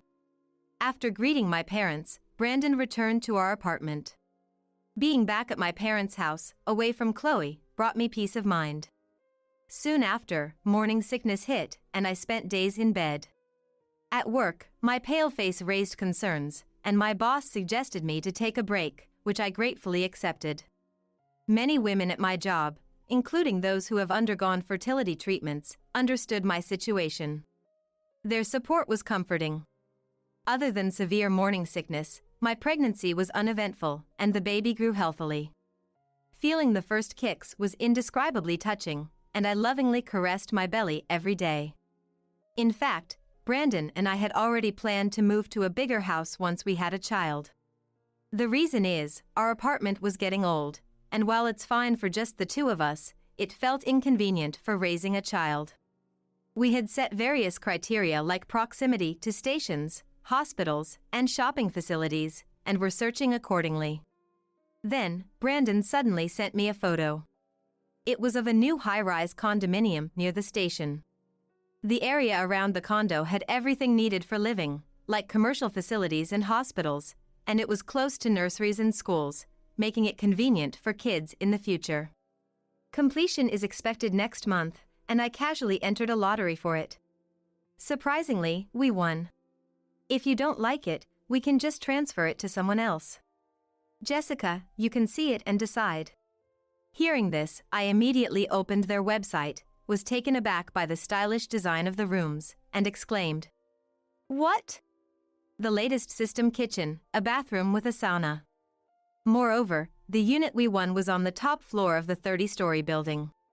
The view from the window was amazing. I was a bit hesitant about the price, but Brandon works at a top-tier company, and with our salaries, we could afford it, so I decided to sign the contract for this condominium. Of course, I couldn't keep the purchase of a new high-rise condominium from my in-laws. I talked about it through Austin, my father-in-law. Austin said, "It's impressive that you young ones bought a condominium. If you need anything, I'm here to help." However, Chloe was not happy about this. When she found out we bought a high-rise condo, she was upset that we weren't living with her. Then, an incident happened. A week after moving in, Chloe suddenly visited. As usual, she went around the room complaining, but I entertained her with a smile. Then, suddenly, Chloe said she dropped her keys near the emergency stairs. What? Why did you drop your keys by the emergency stairs? Don't tell me you climbed all the way up here? I said, but apparently, she had dropped them while checking where the emergency stairs were, just in case. I went to the emergency stairs instead of Chloe to get the keys. At that moment, "I'm taking this house." I was suddenly pushed from behind, lost my balance, and fell down the stairs. Ouch! Help, somebody! Unable to stand due to pain and shock, I suddenly felt warm water flowing around my feet. Realizing I had probably broken my water, I thought about calling an ambulance, but since I had hit my head hard, I lost consciousness. When I woke up, I was in a hospital bed. Brandon was there, looking worriedly at me. "Jessica, are you okay?" Brandon asked, visibly shaken, as I woke up. "Where am I? What happened to me?" I was still confused from just waking up and had a fuzzy consciousness from the head injury. When I touched my stomach, I felt something was off. My stomach, which was big until recently, had shrunk. Realizing this, I felt the blood drain from my face. "Hey, why is my stomach like this? Where's my baby? Where did my baby go?" I asked Brandon. Then Brandon quietly began to speak. "The baby in your belly is." The moment I heard those words, I couldn't stop my tears and began crying out loud in the hospital room. Someone on the same floor found me, noticing the emergency staircase door left open. When they went to close it, they found me collapsed and hurriedly called an ambulance.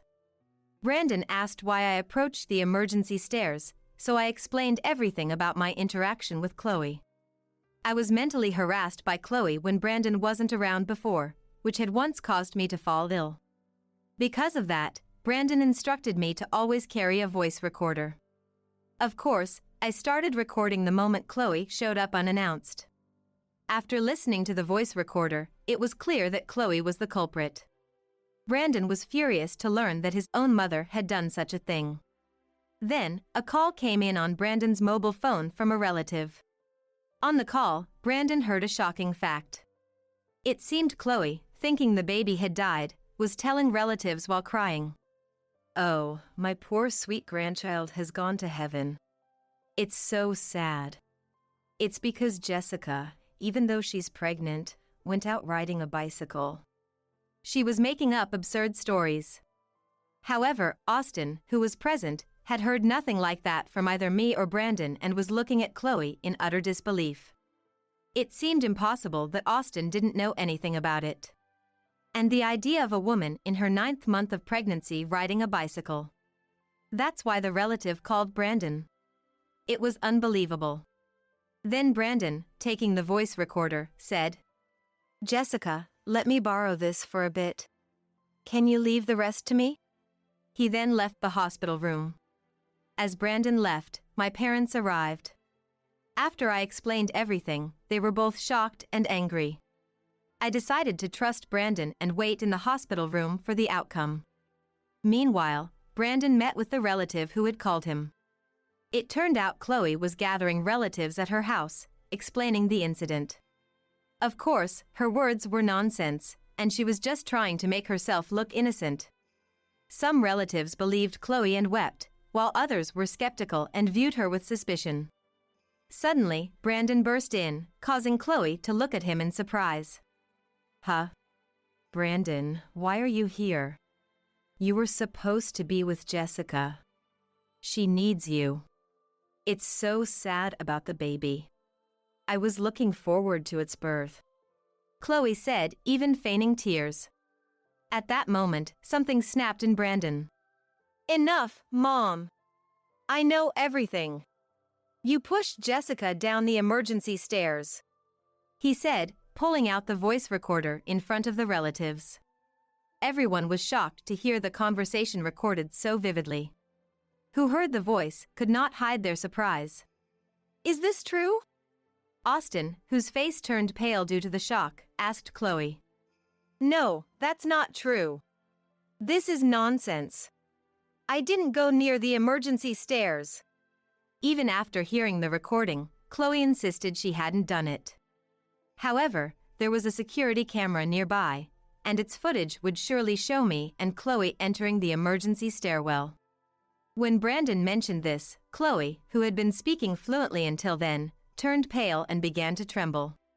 "How awful. We're family, aren't we?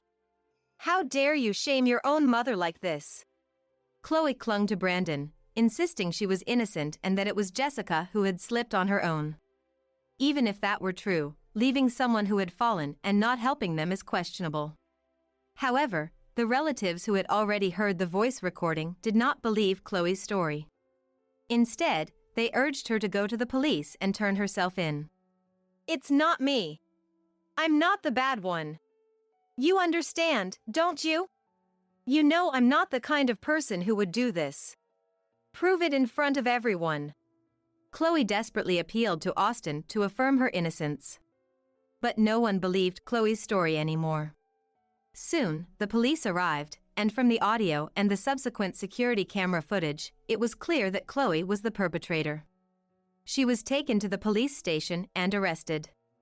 The reason she did this was because the baby was a girl. Chloe had always been fixated on having a grandson, and when she found out the baby in the womb was a girl, she was disappointed. She thought that by pretending this baby never existed, she could try for a boy next time. When I heard this from the police, my head went blank with shock. Despite all that had happened, the baby grew healthily in an incubator and was discharged after 2 months. A few days after coming home from the hospital, Austin visited our apartment to apologize for the incident. He said that he and Chloe had divorced, that their house was sold, and he was going to move back to his family home. It was sad that the house where Brandon had grown up was gone, but since Austin wasn't to blame, we told him he was always welcome to visit. We regularly let Austin see his granddaughter after that. He adored his first grandchild and played with her with such kindness in his eyes. 3 years later, our second child, a boy, was born. Our daughter, now a big sister, couldn't wait to take care of her brother and was always by his side. Watching them was heartwarming, and every day was filled with happiness. But that happiness was disrupted by a visit from someone. The doorbell rang repeatedly, and when I checked the monitor, to my surprise, it was Chloe. I thought I would never see her again, and seeing her brought back memories of that day, making me feel nauseous. "What do you want now?" "I have no intention of seeing you again. "Please leave," I said, but Chloe wouldn't listen. Apparently, Chloe had fallen ill, struggling daily with her health and finding it difficult to go to the hospital without a car. She had divorced Austin, and their house was now just an empty lot. She had no one else to turn to for help. Shockingly, Chloe knew I had given birth to a boy. She had apparently seen us in town, noticing Brandon holding our son. To Chloe, it was the long-desired grandson. She was determined to live with us and make the boy fond of her. "So you finally became a proper woman, giving birth to a boy. When you were pregnant with a girl, I was so disappointed in you. But now that you've had a boy, let's forget the past and live together, shall we?" For a moment, I doubted my own ears. Live together after all that? Impossible. What are you talking about? After what you did, living together is impossible. Leave now, or I'll call the police. Unfortunately, Brandon was at work at this crucial time. In distress, I immediately called Austin. He was supposed to visit the apartment today to see his son and daughter. With trembling hands, I called Austin. It turned out he was already near the apartment, so he hurried over. When Austin arrived, Chloe exclaimed in surprise. We couldn't argue in the entrance of the apartment building, as it would disturb others. But I had no intention of letting Chloe, whom we had cut ties with, into our apartment again. I gave Chloe an ultimatum, telling her I would call the police if she really didn't leave. Realizing her wish wouldn't be fulfilled, Chloe started to create a scene at the entrance and began arguing with Austin. Troubled, I contacted Brandon at work. After hearing the situation, Brandon called the police, and they soon arrived at our apartment. The police, understanding the situation, took Chloe away in a police car. As the commotion was in a conspicuous place, several residents of the apartment witnessed it. I felt sorry for causing inconvenience to many people. Later, after Brandon returned home, we discussed the situation with Austin and decided to move. As long as we lived here, Chloe would surely come back. We couldn't risk something happening to the children next time. Besides, Austin, though he said he had gone back to his family home, was living alone since his parents had passed away. Our daughter liked Austin and had previously expressed a desire to live with him. Austin is a kind person, and leaving him alone at his age worried us. When we proposed living together, Austin was very happy, despite everything that had happened. Afterwards, we bought a used property in the next town. Though it was second-hand, the house itself was very nice, and the surrounding environment was good too. Living in a high-rise was nice, but raising children in a place surrounded by nature seemed better. Right after moving, my daughter and Austin went to a mountain to hunt for beetles. Seeing them so happy made me feel that deciding to live together and choosing this place was the right decision. Once a month, we invite my parents over, and we all enjoy a home party, leading a happy life. Meanwhile, according to someone I was close with at the high-rise apartment, Chloe, undeterred, visited the high-rise again. But when told we had moved and she couldn't find out where, she left disappointed. If it weren't for what happened, Chloe might have been here, feeling the children's growth with us. Well, it's a natural consequence, but still. Later, I heard Chloe reluctantly returned to her hometown, rented a small apartment, and now lives a lonely life, working part-time in cleaning. Mom and Dad are taking me overseas. This is just going to be luggage, so I'll leave this behind with you. It might be hard for you, but it's a good way to kill time, right? Kristen said with a smirk, implying her superiority to Sophia. Kelly, who married into an elite family, always boasted about her daughter Kristen. On the other hand, my family, with Sophia the same age as Kristen, come from a normal family. Influenced by Kelly, Kristen grew up flaunting her financial comfort and academic excellence, always emphasizing how different she was from Sophia. For Sophia too, this summer vacation is crucial, as she's preparing for college entrance exams. Kristen, caught up in her own excitement, left a pile of school assignments at our house and went off to her overseas trip. However, Sophia, the recipient of Kristen's spite, decides to take action. My name is Mary. I'm a working mother in a regular household, with my daughter Sophia facing exams this year. Every morning, I make breakfast, wake up Sophia and my husband Harold, hand them their lunches, and we all head out. Life was supposed to continue like this, day after day. But it quickly changed. Now, my life is filled with struggles. It's because of my sister-in-law Kelly, married to Adam, who works in a globally expanding company.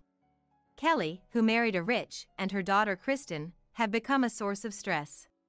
Sophia and Kristen, being the same age, were inseparable like twins during their childhood.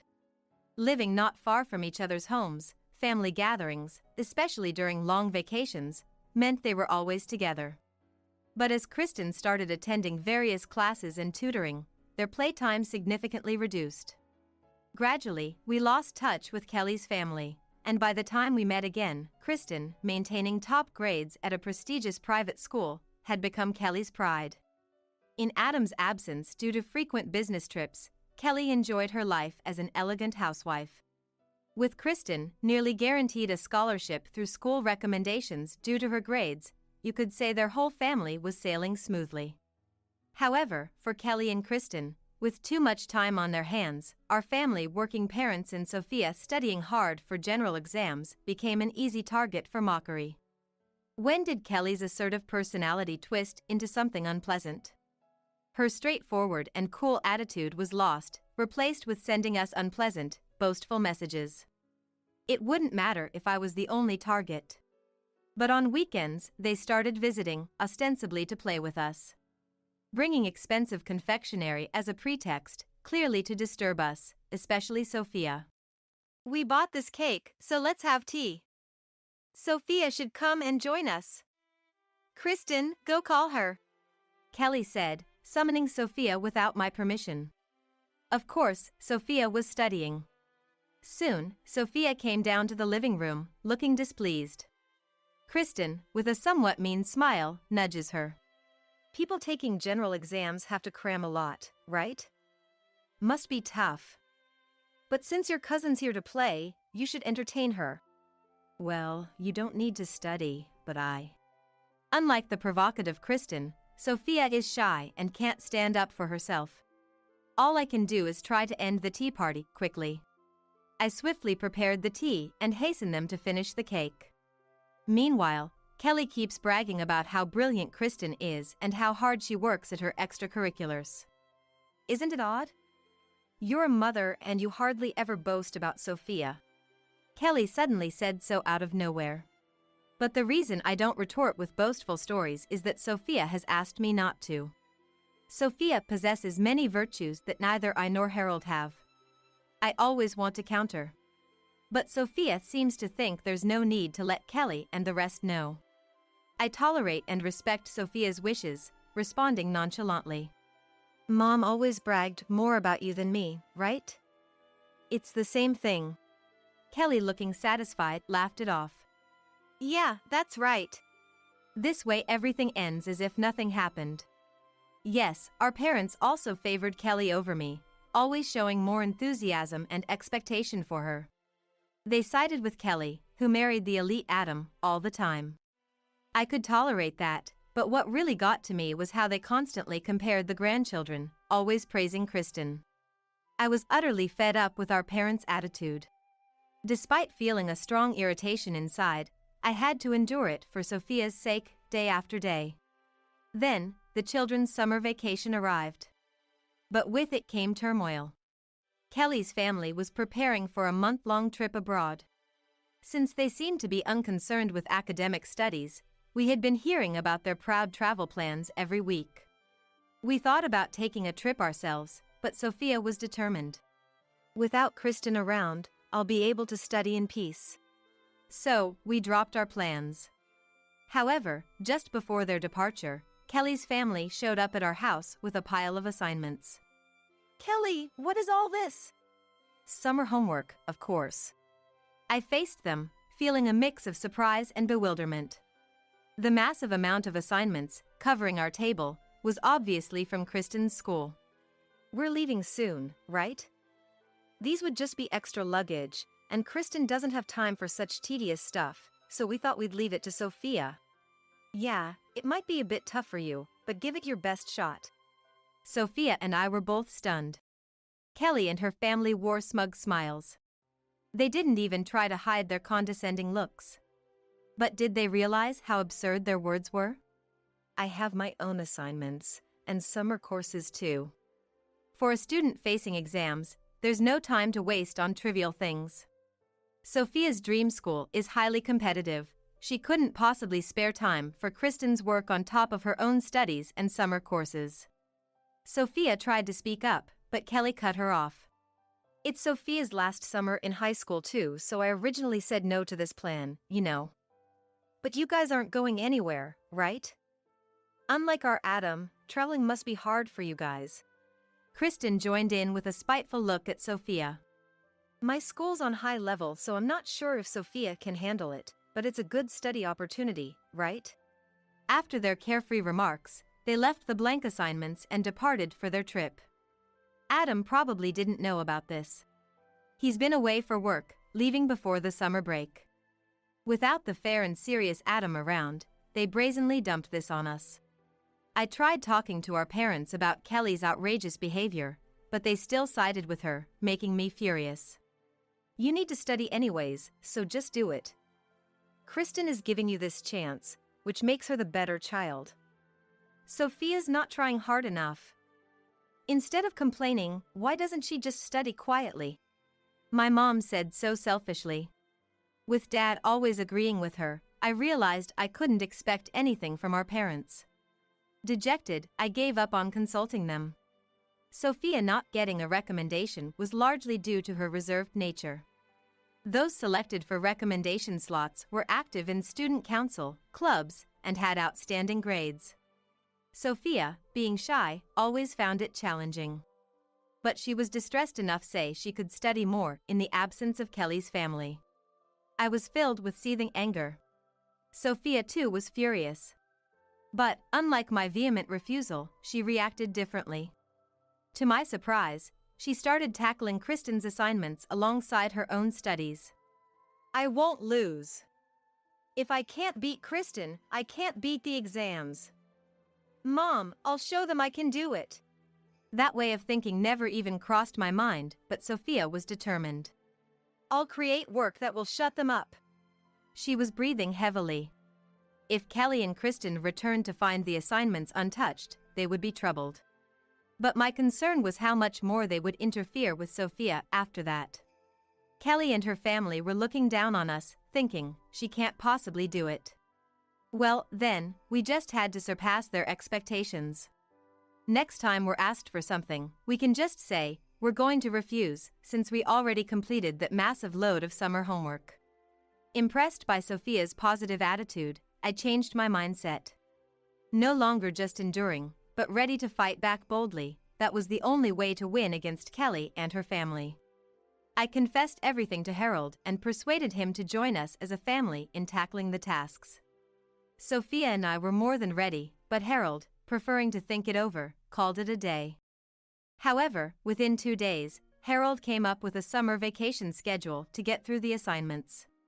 He planned not only the homework but also divided household chores among the 3 of us, set days to check progress, and even ensured Sophia had time for her own studies. He thought of everything, including breaks from the study-heavy routine. We were amazed at the precision of his hastily made plan. Dad, you're actually amazing? Sophia asked innocently. Harold, with a bashful smile, replied, It's what I do every day at work. Though he seemed modest, he was the best leader for Sophia and I. As a result of our family's united effort, we finished the assignments perfectly and ahead of schedule.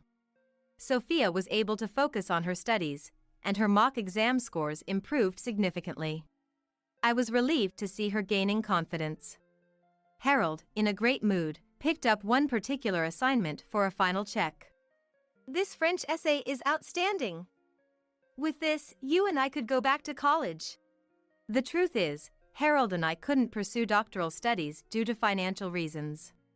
Working on this reminded us of the French literature seminar room where we first met. That was how hard we were tackling the assignments. Studying and researching really was fascinating. So fascinating that it made me worry that Kristen, who considers such things as troublesome, might miss out on this joy. Right before summer vacation ended, Kelly's family returned.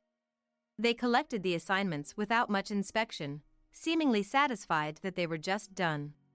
Their own stories seemed far more important to them. Then, a few days into the new term, an unusually cheerful Kelly and her family visited. Apparently, some of the assignments were exceptionally good, earning praise from teachers. Kelly and Kristen were proud, despite having no part in the work. And the French essay? Next week, it will be presented as an outstanding piece in front of everyone. Which reminds me, didn't you and Harold major in French literature or something? Seems like it didn't lead to great job prospects. Anyways, since it's Kristen's assignment, she'll be the one receiving the accolades. Kelly probably enjoyed thinking we were desperately working on just a child's homework. Kristen could hardly contain her mocking laughter, delighted with the bonus recognition. Later, Kelly sent us a photo of Kristen holding the award certificate, but I just replied, "Congratulations," and deleted the picture. However, trouble arose the following month. In the middle of the night, an enraged Kelly barged into our house. Kristen crying beside her. Hey Mary! Write that French thing again. You did it once, so you can do it. What? At this ungodly hour? You're asking for French. As I tried to calm down the frantic Kelly at the front door, Harold and Sophia woke up. The French essay from the summer vacation, which earned Kristen the recognition, was selected for a presentation at the cultural festival. She accepted, thinking it was just a reading, but then was told to submit a new essay for another competition. Kristen struggles with French, even simple compositions are hard for her. So she thought, I'll just have Sophia write it again. And imposed a deadline on Sophia without her consent. But Sophia ignored the new French essay request. The unity during summer vacation had grown into a big confidence boost for her, strengthening her trust in the family. Today, just before the festival, Sophia finally responded to Kristen, who was angrily pressing for the deadline. I didn't write the summer vacation essay, so I don't know. Why don't you ask Mom and the others? Kristen, always hiding behind Kelly, was essentially a timid and mean-spirited girl. She couldn't say anything directly to us. Sophia was unusually cold to her, and in a panic, she thought of consulting Kelly, but unfortunately, she was out at a mom friend's party and didn't get home until very late at night. When Kelly got home, Kristen was waiting and crying, confessing about the essay. Kelly, who had no intention of going to the cultural festival, calling it child's play, was therefore uninformed and shocked. Without caring that it was midnight, she rushed over to our house in a panic. So, it's about that French essay. Make a new one, please. Poor Kristen, she's been deceived by Sophia. It seemed that was the situation. Honestly, I was surprised at Kelly's audacity to leave such a big problem entirely up to us. Sophia, watching Kelly and the others screaming at the front door, remained cool and unimpressed. Anyway, we no longer had a reason to write a new essay. I recommended admitting honestly that she couldn't write. I can't let her do something so pathetic, Kelly retorted. But our family firmly continued to refuse. We've done our duty with the summer assignments. We won't do anything more. Enough is enough, or we'll call the police, or Adam, before that. With Harold's words, Kelly suddenly fell silent and took Kristen home with her. A few hours later, our home phone rang. It was our displeased mom back home. Apparently, Kelly had gone crying to her parents right after. You should write Kristen's essay, Mom said. But maybe because she was woken up at an unreasonable hour, Mom was complaining differently than usual, not taking Kelly's side. Seriously, both Kelly and Kristen are the worst. Kelly is always angry, and Kristen is always just tagging along. Calling in the middle of the night without even considering the inconvenience of others. The phone call continued with complaints about Kelly. Mom might be a victim in her own way, but she just seemed to be looking down on Kelly. I quickly refused to help with the essay. We no longer wanted to be involved with them. Later, they somehow managed to finish the French essay using a translation app. Naturally, the quality was miles apart from the summer assignment. The teachers were in an uproar over the poor quality. There were even suggestions that the award-winning assignment might have been plagiarized, and Kristen was questioned. That essay you submitted for the festival, I've never seen such poor quality. We've discussed it with other teachers, and we think we need to verify if you really wrote your summer vacation essay yourself. I did it, teacher. I really did. I didn't plagiarize, I swear. If that's true, there's no way your essay would be this poorly written. The simple grammar and spelling mistakes are glaring. It's as if it was hastily written in a panic to meet the deadline. For a high school student, anyway, you'll have to explain properly. After being repeatedly questioned by the teacher without her mother's protection, Kristen finally confessed to having someone else do all her assignments. As a result, her grades were reassessed. The presentation at the cultural festival was, of course, cancelled, and she was given a suspension, with more assignments than those from the summer vacation. Her internal grades were significantly reduced. The details of the assignment commission were also recorded in her report, and it seemed the incident was over. But that was not the end. Following the severe reprimand she received, classmates started confessing problems with her school life. Turns out, Kristen had been targeting poor or timid kids, throwing money at them to forcefully do her assignments. It was revealed that those who couldn't resist because of poverty or those humiliated and laughed at when called out by Kristen's group brought the issue to light. The school tried to settle the matter quietly. To clarify the situation, Kristen underwent several interviews and investigations. This was no mere issue for a report card. The incident led to the cancellation of Kristen's designated school recommendation. Since the second-ranking student took her place, Kristen was forced to take general entrance exams, but she had long lost any time to study at school. The season quickly turned to exam season, and, as a result of her lack of study, she failed everything. On the other hand, since Kelly and her family hardly visited our house after the cultural festival, Sophia, who had diligently studied, got into a university. Her efforts paid off, and she got into the national university she wanted. Our house was wrapped in a celebratory mood, and I made a lavish dinner to celebrate. Kelly, without changing her heart, forced Kristen into a gap year, fearing they would be seen as a family that couldn't send their daughter to college. Kristen, maybe due to her pride, started studying at home but made no progress. The atmosphere in Kelly's house grew worse by the day, with constant parent-child fights, but all they blamed was us. Adam finally became suspicious of Kristen's attitude, which seemed to target Sophia excessively. He was completely unaware of the incident Kristen had caused at school. But once it was revealed, Adam was deeply shocked. "I can't believe it. Kristen has grown into a person who looks down on others, flaunting her wealth and just taking what's good." Kelly had baseless absolute confidence in her parenting. Adam trusted her, but it was Kristen who had caused an incident involving the school and several classmates. Desperate, he tried to convince them to at least apologize to our family, but their pride got in the way, and they refused. They wouldn't bow their heads, and instead, kept trying to put the blame on us. Adam, hearing bad things about us every day, came to despise his wife and child from the bottom of his heart and eventually decided to divorce. Kelly and Kristen, kicked out of their luxurious house, decided to return to their parents' home. Kelly thought they would be welcomed since they brought cute Kristen, but things didn't go as she planned.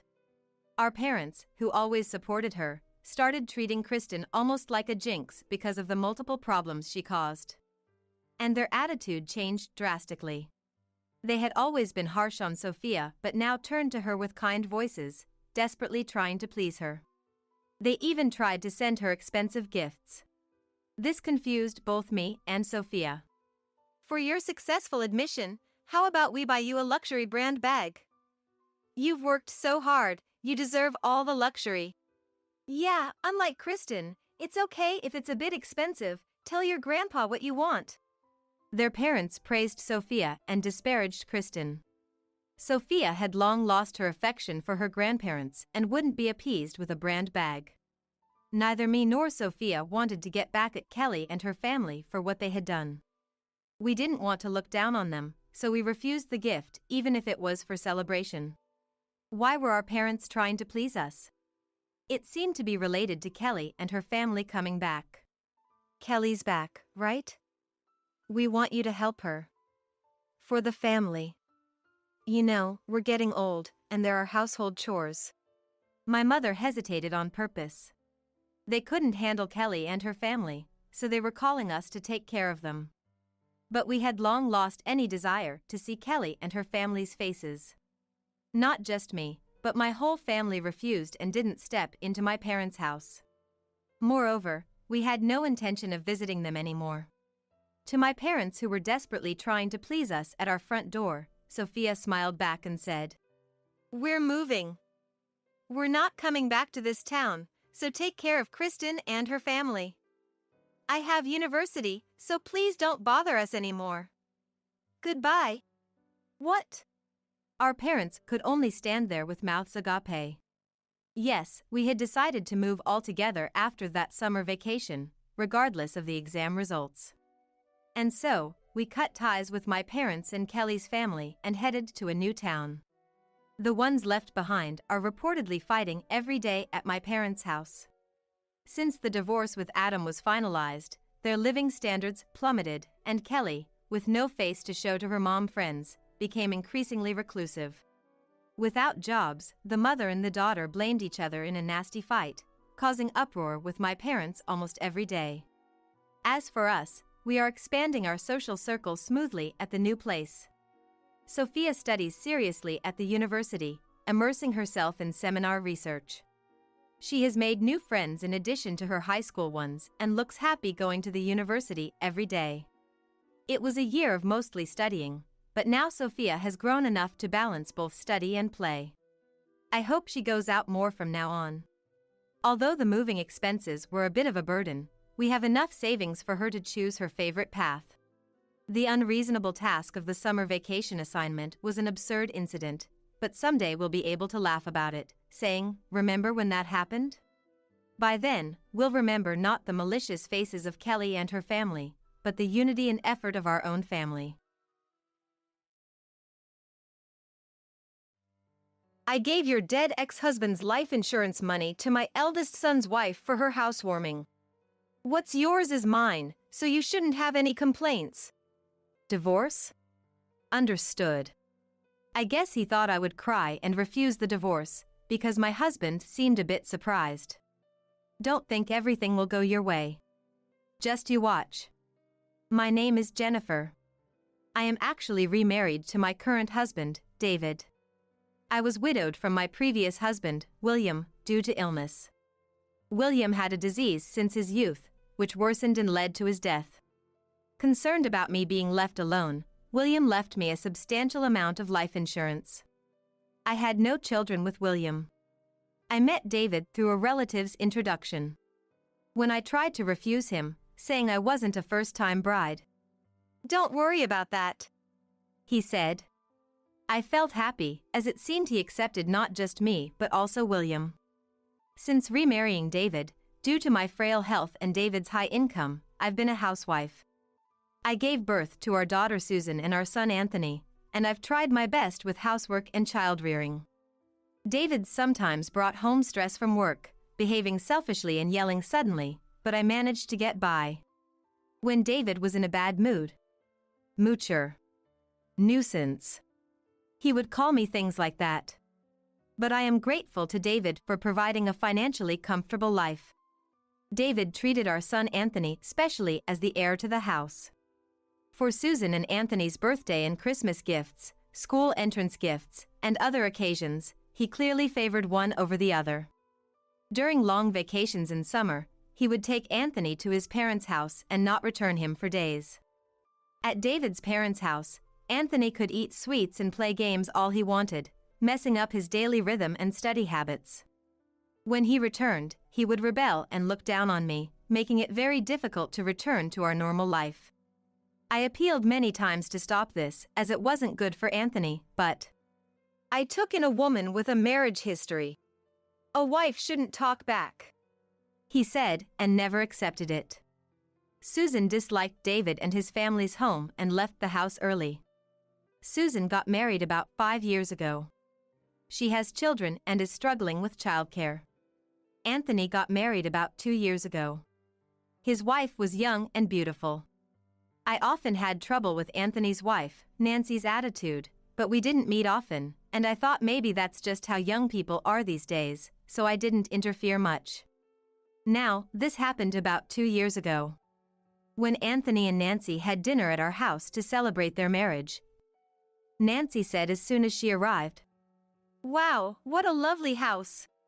Anthony grew up here? I'm so jealous. David, you're so successful, how impressive." "Well, my wife is useless and can't work, so I had to work hard alone. But I guess this house is getting a bit old, just like my wife." "How unpleasant, houses and women shouldn't be old. Women should be young and cute like you, Nancy." "Nancy, you work, right? That's commendable."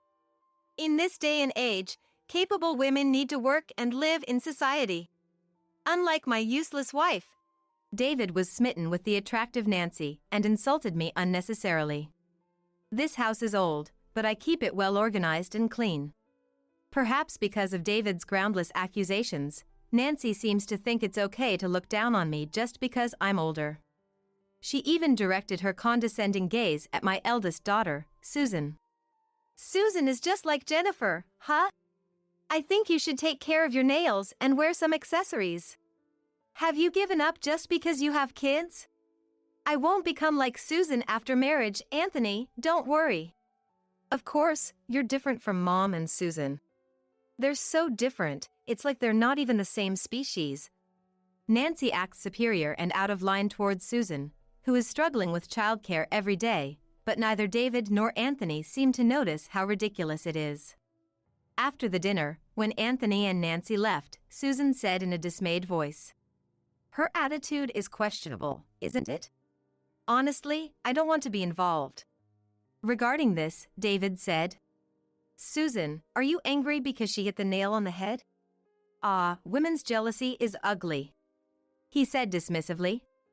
Susan, looking truly disgusted, said, "Dad, you need to look at things more calmly or you might lose your way. A woman shouldn't speak so arrogantly. You always say such presumptuous things, Susan. Just go home." David, upset, locked himself in his room. "Mom, if you have any troubles or concerns, please consult me right away. I'm kinda worried about you." Susan left after saying that. One day, Susan invited me to a cafe in the neighborhood.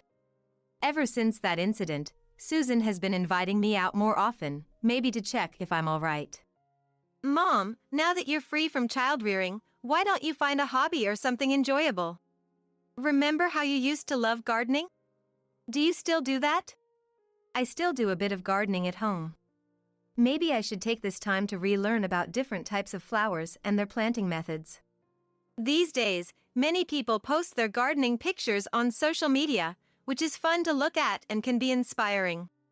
Let me see your phone, I'll install the app for you. After saying that, she installed a social media app on my phone. Indeed, there were many beautiful gardening images, and I found them educational. I was impressed that young people nowadays use such convenient and enjoyable things. From that day, I started browsing various posts whenever I had time. Not just gardening, but I also began searching for information on local botanical gardens and nice cafes. One day, I came across a post that caught my eye. It was about a new Italian restaurant in our neighborhood, which I had wanted to visit. But David had said, "Don't waste my hard-earned money on frivolous things." So, I wasn't allowed to go out to eat. The post showed a man and a woman dining together, perhaps on a date. They weren't showing their faces, just their hands, a high-end brand purse, and the keys of a luxury car. However, the purse and the style of the nails on the woman's hand seemed similar to Nancy's. And the man's hand didn't seem like Anthony's. It bothered me a little, but it was just a post on social media with no solid proof, so I was confused and didn't know what to do. When I consulted Susan about this, "Got it, I'll look into it a bit," she said. Recently, Anthony and his wife announced they were building a new house. It seems to be a stylish house, heavily influenced by Nancy's preferences. Nancy keeps adding options, and the initial estimate is now a joke. She insists on a top-tier housemaker. But I can't say no when Nancy asks. Anthony was in a good mood. "Well, I wanted our house to be nicer than this one." "That's okay, right?" Anthony has no choice but to listen when a cute wife like Nancy asks for something. I wish Nancy would ask me for something. "Oh, really? I wonder what I should ask for." My presence being ignored, the three of them were excitedly having fun together. Thinking that a loan beyond one's means would only lead to future hardships, I considered sending some cash as a housewarming gift from us, and looked at the drawer with my debit card inside. To my surprise, the debit card containing the $300,000 insurance money left to me by my late husband William was missing. I immediately confronted David about it. The debit card with the $300,000 insurance money from my late husband William is missing. What did you do with it? Where did you put it? Then David said, That money is for Nancy's housewarming. Since it's thanks to me that you have been able to live up till now, that money is mine, right? If you have a problem with that, we can just get a divorce, okay? Saying this, David flaunted the divorce papers in front of me. That money was precious, left to me by William. Of course, I never intended to use it alone. It was meant to eventually rebuild this old house into a small single-story home where I could spend my twilight years with David. Anthony and Nancy looked at me with malicious grins. That's right, Jennifer. Wait, you remarried? Then you should be more grateful to David. Did William die of an illness? How sad. But money is useless to someone who's dead. We'll make sure to use it properly in his place. I took you in, Jennifer, even when you had a marriage history. I would appreciate a bit of gratitude. Besides, William died a long time ago. He's none of our concern. Wouldn't William be happier if lovely Nancy used the money more effectively than you, Jennifer? Facing David's nasty grin, I felt my affection for him cooling. Even though David was arrogant and looked down on me, I endured it because I thought he had accepted me and my late husband William, since it wasn't my first marriage. David, didn't you tell me not to worry about not being in my first marriage when we got married? Were those words a lie?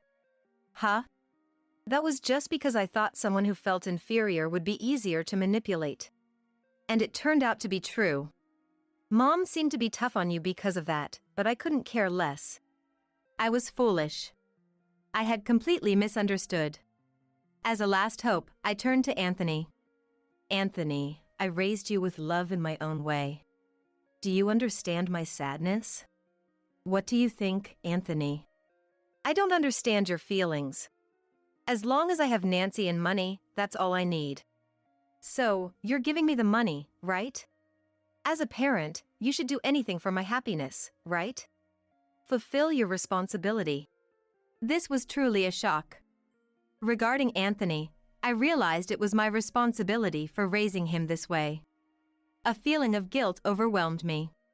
However, now that things have come to this, I resolved to focus on protecting myself. Understood. Then, let's get a divorce. Thank you for everything, I said emotionlessly, with a voice surprisingly low, even to myself. David, expecting me to cry and cling to him, looked a bit surprised at first. But then his expression changed to one of pity as he said, "You sure about this? Think hard, okay?" he said, and tossed the divorce papers at me. Anthony and Nancy were distorting their mouths in laughter. They all seemed like aliens to me. How much do they need to belittle others to be satisfied? As I quickly packed my things, I contemplated the future. Once I left the house, I immediately submitted the completed divorce papers to the courthouse. Now we would soon be officially divorced. I rented an apartment a little away from Susan's family's house and started living alone. I didn't persistently pursue David because I had a plan. One day, Anthony called, informing me that David had been arrested for theft.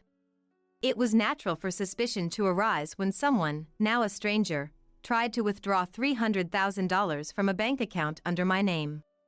At the police station, David claimed, "I supported Jennifer for years, so her things are mine. What's wrong with me withdrawing this money?" But such a claim wouldn't hold up. Despite his personality, I thought he was a calm and capable person, but his way of thinking had become so twisted. I felt embarrassed to have spent all these years married to such a man. Anthony seemed to think that if I spoke well of David to the police, his punishment could be lessened.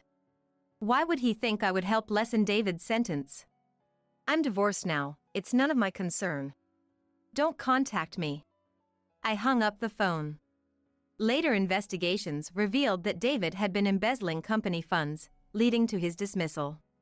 This was surprising. Was there a reason he needed money so desperately to commit such a crime? It felt like there were still facts I didn't know. Around the same time as David's arrest, Susan contacted me. She had been investigating the social media account I was curious about. The posts I had previously seen were carefully made without showing faces, but some revealed reflections in mirrors or easily identifiable locations. It was indeed Nancy. Selling personal information for likes, I was appalled by her lack of crisis management skills. Her need for validation was indeed ingrained. Among the posts were some that slandered or defamed others. There were also posts suggesting personal relationships with several people, hinting at infidelity. Susan presented this evidence to Anthony. Anthony, furious, confronted Nancy, but she brazenly responded, "If you have a problem, we can just get divorced, okay?" Showing defiance. Perhaps due to his infatuation, Anthony couldn't bring himself to divorce her.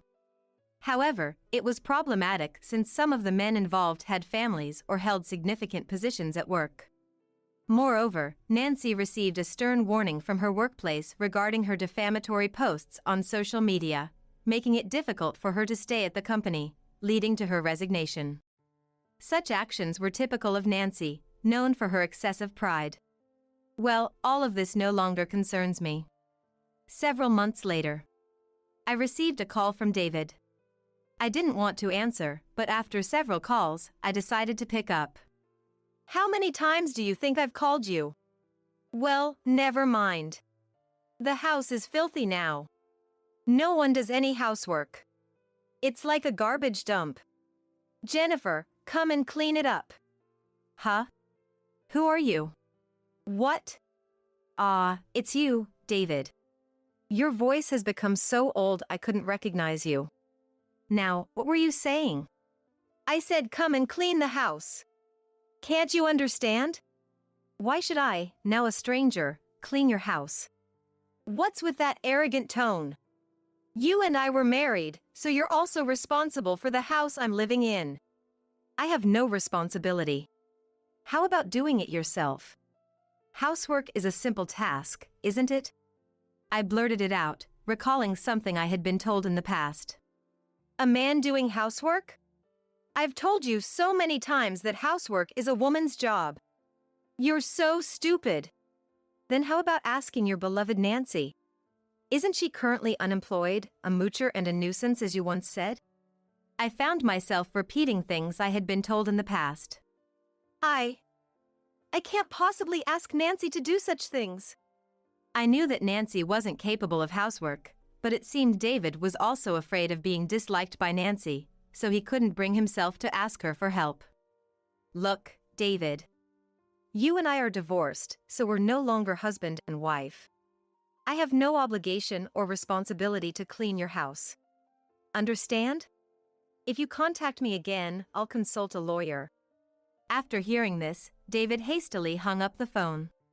Several days later, I received another call from David. Hey, I'm sorry. Please come back. I'm in trouble because I have no money. Wait, that's it?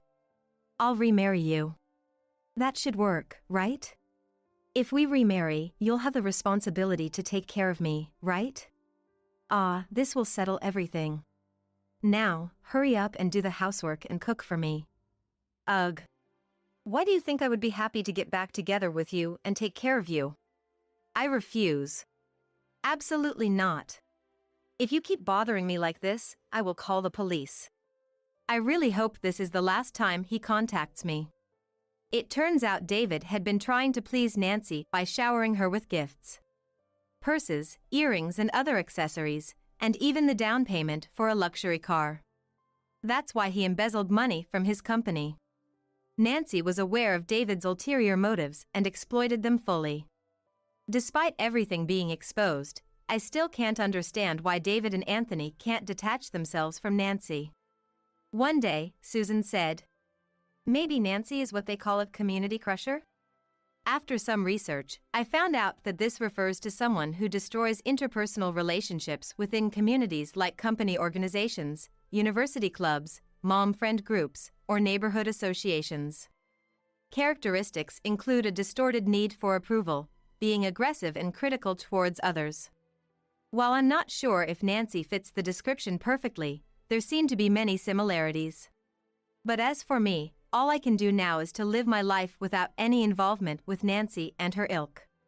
Now, they're known in the neighborhood as a problematic family living in a famous garbage house, constantly arguing with each other. Given Nancy's extravagant tastes, the monthly mortgage on the garbage house is apparently quite high. It's said they're falling behind on the payments and will likely lose their home to foreclosure soon. As for me, I'm living alone peacefully in an apartment near Susan's house. I've improved a lot at gardening on my balcony, thanks to learning from social media. I sometimes do part-time jobs in gardening at local parks or botanical gardens, and also participate in volunteering. One of my joys is occasionally babysitting my grandchild and having meals with Susan's family. Susan's husband is a gentle person and is kind to me. I'm very grateful. Looking back, perhaps my late husband William helped expose the true nature of David and Nancy. This experience made me reflect on how I always felt inferior and never took action before. As a result, I've been hurt, and more importantly, I made Susan suffer for a long time. If I'm this hurt, Susan, who was just a child then, must have suffered even more. I also feel sorry for Anthony. From now on, I plan to think for myself and associate with people who value me and whom I value. It's never too late to start. My life is surely just beginning.